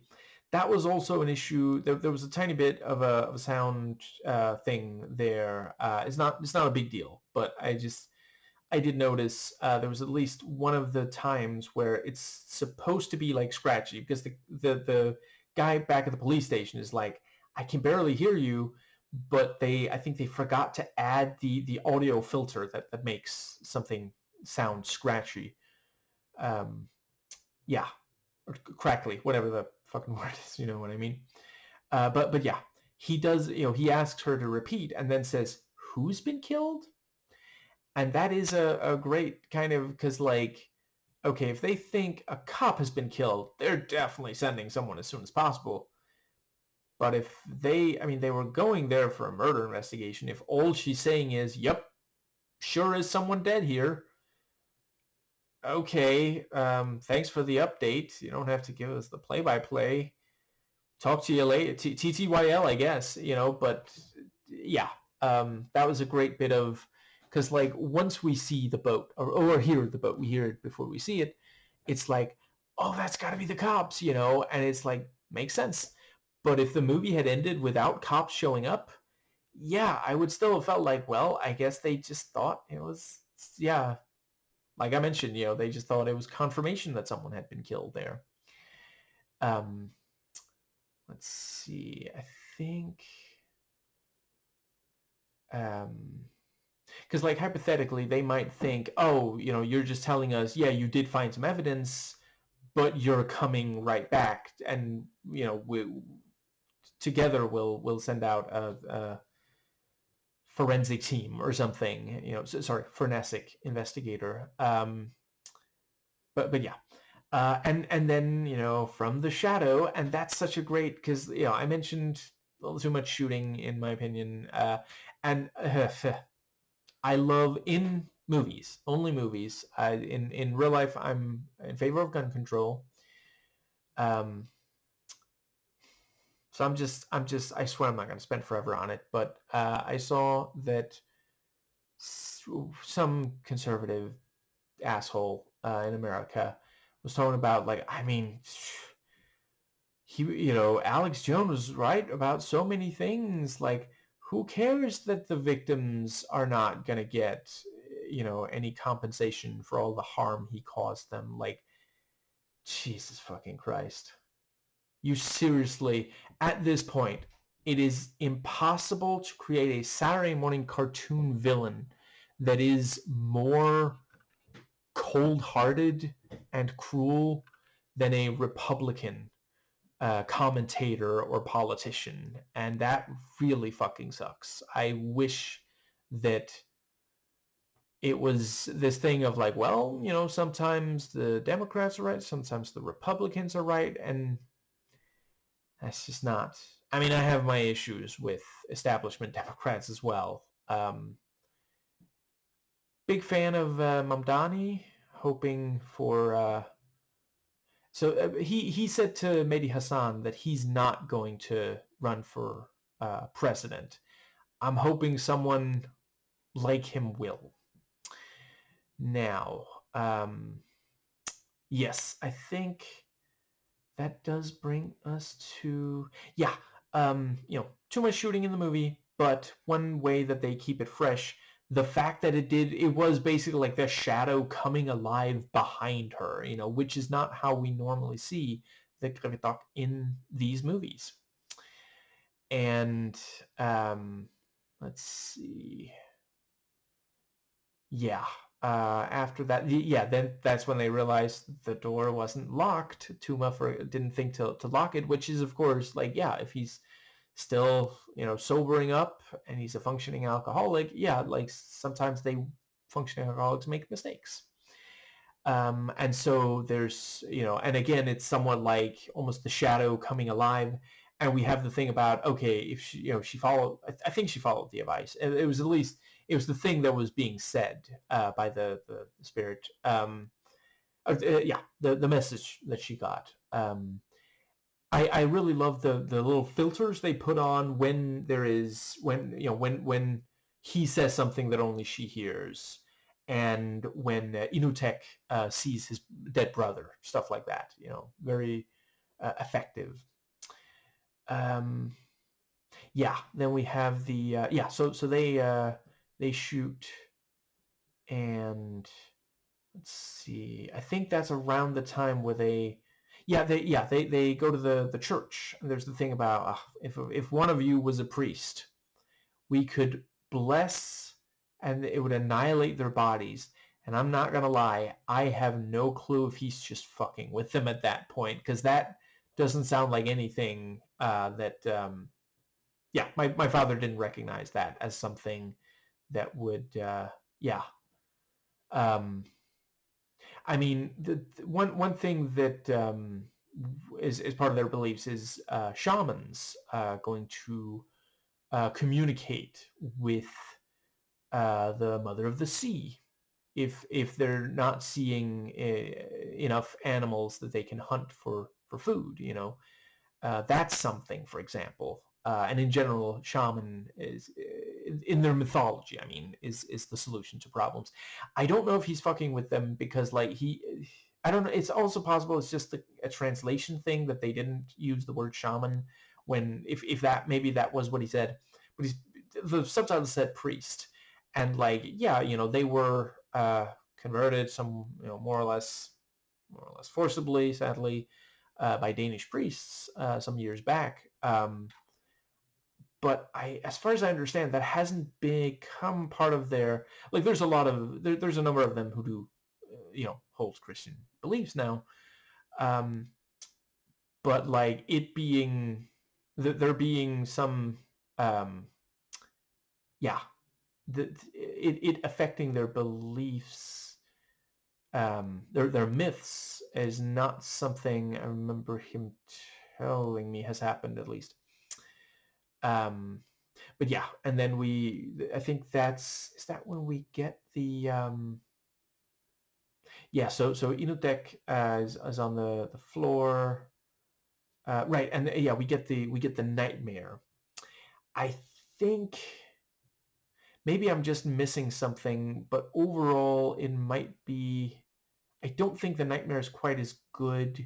I guess overall the very best, the most of the nightmare sequences in these movies, the one in the first is the one that has the most thematic resonance, because it's playing with, could Pitak become a Krevetok?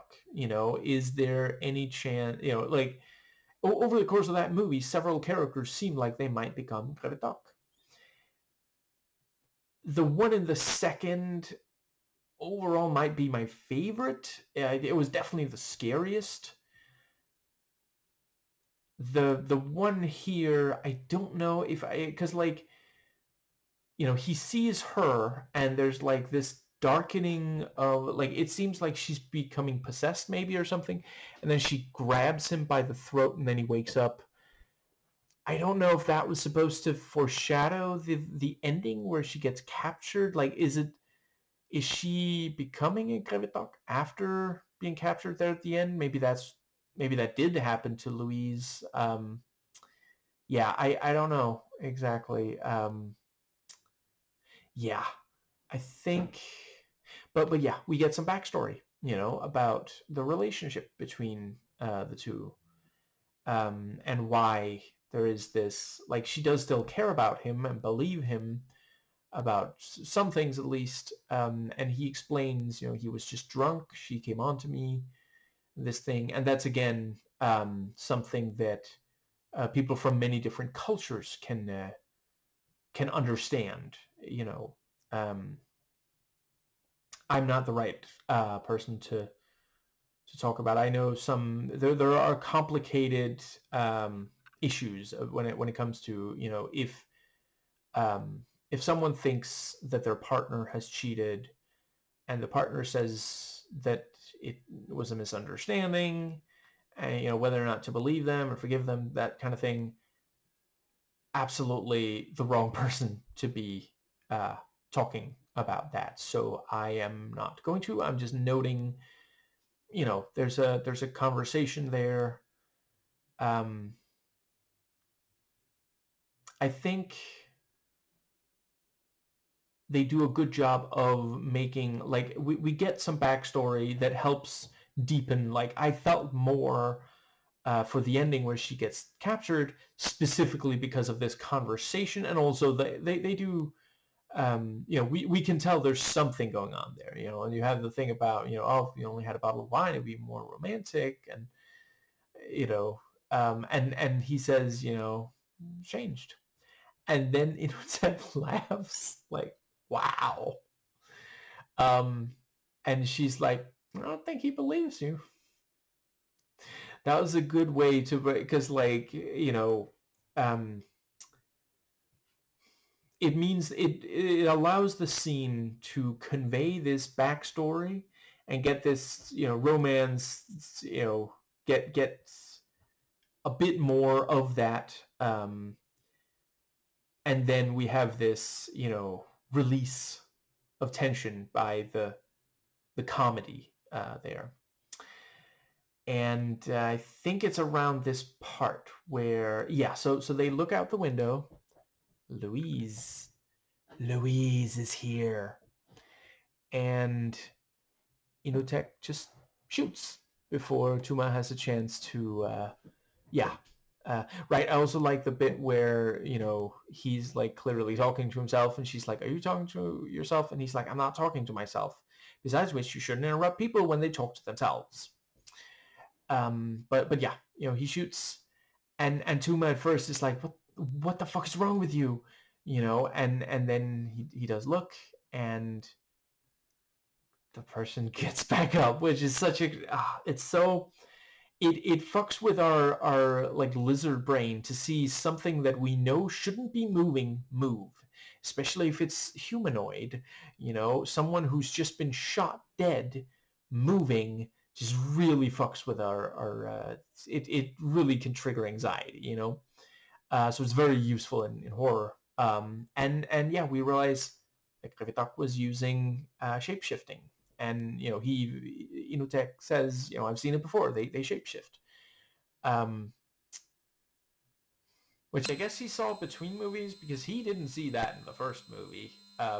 We saw that. The guy killed by the shape-shifting saw that, but that's it. But yeah, I thought they made a much more powerful use of the shapeshifting in this one. In the first one, like I talk about in my video on the first movie, they kind of had a bunch of different ideas that don't necessarily blend together into they don't quite congeal into something where you can say, oh, that's what the because there are horror movies where they'll have a variety of abilities, and you can say like, okay, one doesn't necessarily directly lead into the other, but there's like I can see how they all make sense as having, I think the Evil Dead, for example. I'm not just talking about that first movie, though that is the title of that.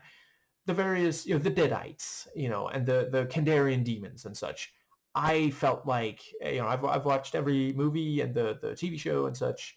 Haven't read did I read one of the comics? I think I might have read one of the comics thinking about it, but yeah, um, the powers displayed in the live action versions and such, I feel like all do make sense, even though I'm not going to spoil them here, but yeah, some of them it's like, does that follow from that? But you know, in the first of the Malik Kleist movies, I don't think that it completely it felt a little too much like they just had all these different ideas and they didn't want to kill their darlings. Here, it did feel less like that.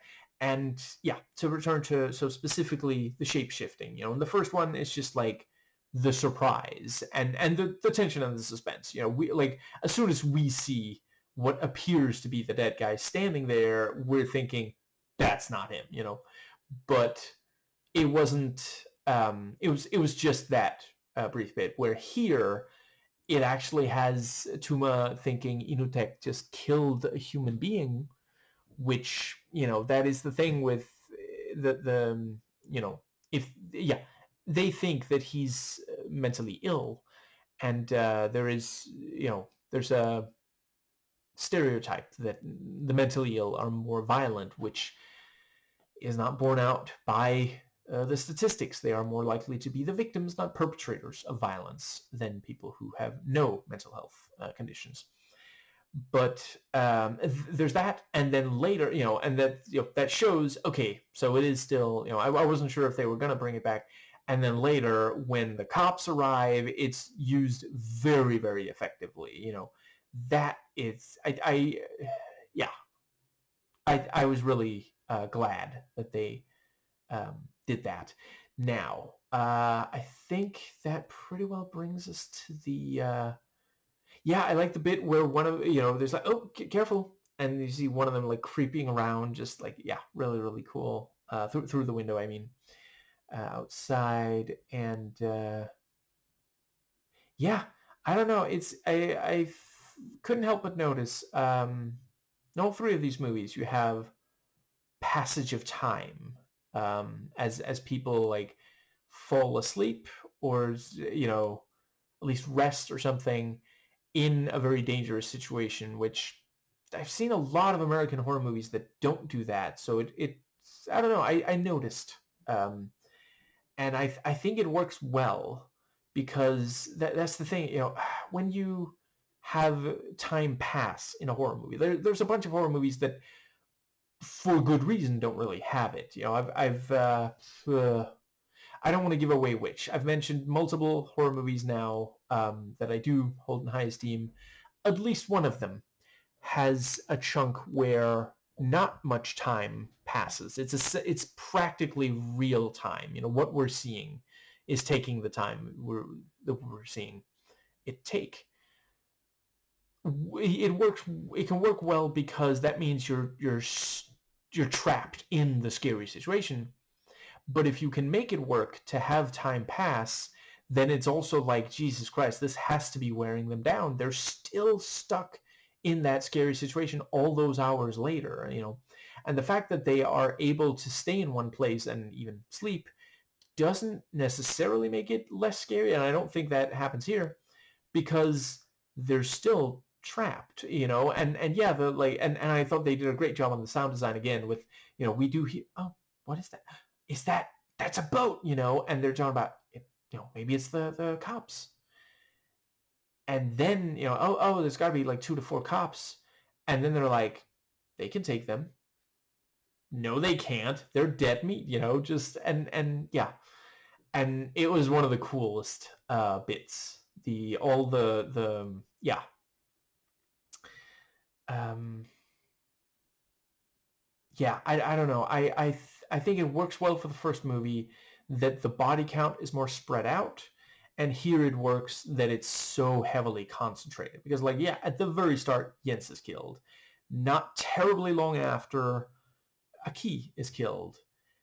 And then it's only at the very end, but then four are killed in a very short amount of time, you know. Um, yeah, I think that worked really well. But yeah, so they they realize, and she's already running down there, and they do such a great misdirect because, like, at first we're thinking that that's her with the cops, but no, that's one of the Krevitok, and he's like, oh, I'll take you to the bodies.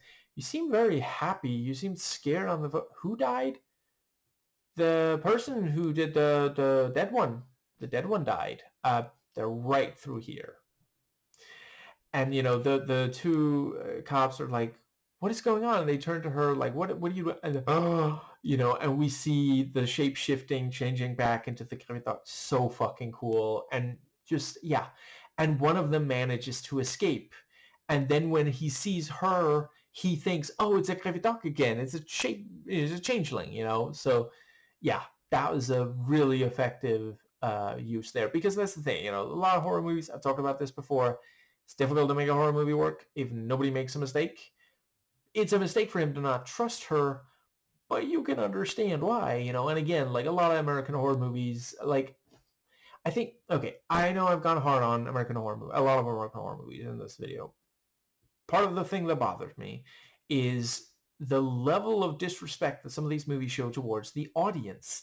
Because, like, I'm sorry, but just because slop is accepted by a significant chunk of the audience doesn't mean that that's all you should aspire to. Like, it's just, the medium of film is amazing. You can do so many incredible things with it. And that's part of why I've always preferred Nightmare on Elm Street to Friday the 13th, Um, yeah. But yeah, really, really effective as they yeah, we've got the other two cops also. The bit where one of them is like, oh, she's up there, she's like waving. What are you doing? Come closer. Why are you just standing there? And he's just standing there for like it's stock still for like this really uncomfortably long time. And again, we're thinking, what is going on? Why is he not moving? Like you'll note that mannequins can really creep us out as well. The close. Let's see. There's a thing about the further away, and another about the closer to how much something looks like a human being. It's yeah. I use the term triggering in a non-ironic sense, but it triggers different fears in us. But yeah, seeing someone stand so still, and credit to the actor, he really did amazing. And then suddenly he falls over, and it is like, okay, he would not be staying for that long with this thing sticking out of the back of his fucking head. But it's really, really scary, And yeah, he's just lying there, and then the other one's fucked. I just, yeah, so fucking cool. And yeah, ultimately, they are able to stop one of the Krivitok, and he's got it at gunpoint, and he asks, why are you doing this? And I like that Inotek says, don't bother, he won't answer, and then he does answer. And that, again, like, I don't think that the first movie should have had them talk. I'm glad that that movie didn't. I think it works really well here. And yeah, so he said, you make cracks in nature, and that is a very interesting wording. I don't know if that means like just general like disturbing of nature, which you could say as soon as someone builds. I mean, there's several buildings that were built in a modern way on the island. Maybe that's what he's talking about. maybe he's talking about like overfishing or whatever the fuck that thing's called. That's what it's called in Danish. Killing too many of the fish so that you can't get fish in that area anymore. And possibly having to find another place to have either your villager or your fishing boat go to and fish, or possibly set up fish traps. In Age of Empires 2, there's multiple different ways to get fish. But it could also mean, cracks in nature. Is he talking about the polar ice caps melting? Because that's cracks in nature. So I quite appreciate the wording there. That was very, very interesting. And he does, of course, also, like, I feel like he should almost say, the fuck are you talking about? You're the one who, because one of the things he mentions is disturbing our bodies, our dead. Yeah, our graves. Because happens in both of these movies. And I also thought I liked that essentially both movies open with someone disturbing a grave, In the first movie, it happens again not terribly long after, and that explains why the new group is being attacked, where here it's essentially, I don't know if they consider it their turf maybe, but if you step foot on the island, they will fucking murder you, which is also one of those things,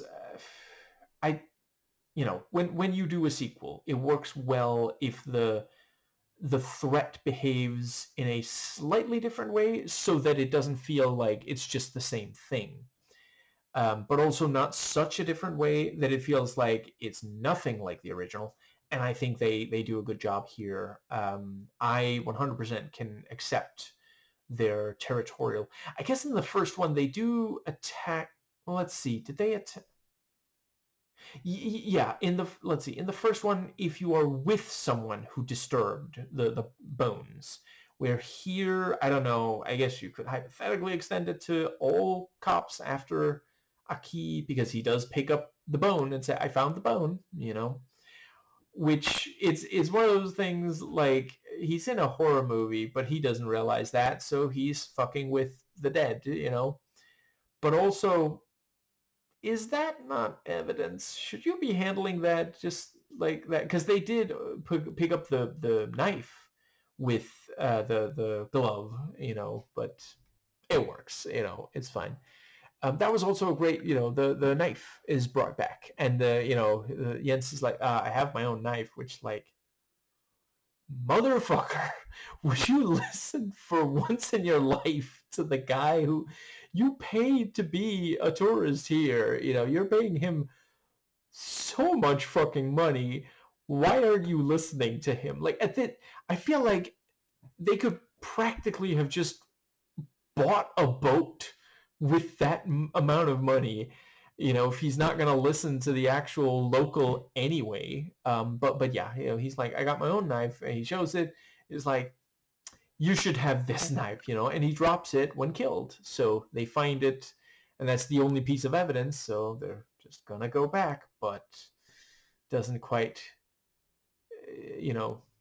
yeah, doesn't go as well as they had hoped. But yeah, there at the end, he fucking executes this. Jesus Christ. And then the second team arrive, and Tech is handcuffed, and she gets an explanation as to why. And then she sees the person, the bright colored person. And I thought they did a really good job. This is one of those things, if that special effect was genuinely bad, it could really sink the last chunk of the movie, But it always looked good, and I'm genuinely not entirely sure. Like, I asked my dad, he couldn't point to something in their mythology that it 100% fits. But yeah, she's taken, and Tech, the conversation they have. And there was also the thing about, you separate the elements, which I'm also not entirely, other than just like generally living a life that is not natural, which, of course, it's difficult to avoid these days. Um, but yeah, other than that, I'm not entirely sure what um, the Krivdok is referring to there. But yeah, I think that more or less covers the entire movie. Yeah, I think it works really well in the first one that the people that I most wanted to survive did. Um, yeah, the let's see, let's see, how many is it? It's yeah, whatever. The ones who, you know, yeah. I mean, ultimately, I'm glad Deck was in this one. It didn't move me as much when he died as when she was taken at the end of this movie. Um, but yeah, I really appreciate that in this movie. Yeah, she was taken. She was one of the ones I really badly wanted to survive, or to not be captured. I guess we still don't know exactly what happens to the captured ones. Um, I also thought she did a really fantastic job on the way she smiles when it's um, the Krivitok, and the other cops are also like calling it out, like what the fuck is going on, but like it was wonderfully creepy there, um, and yeah, I get why the Krivitok is smiling like that. He's just a happy camper, rocking and rolling.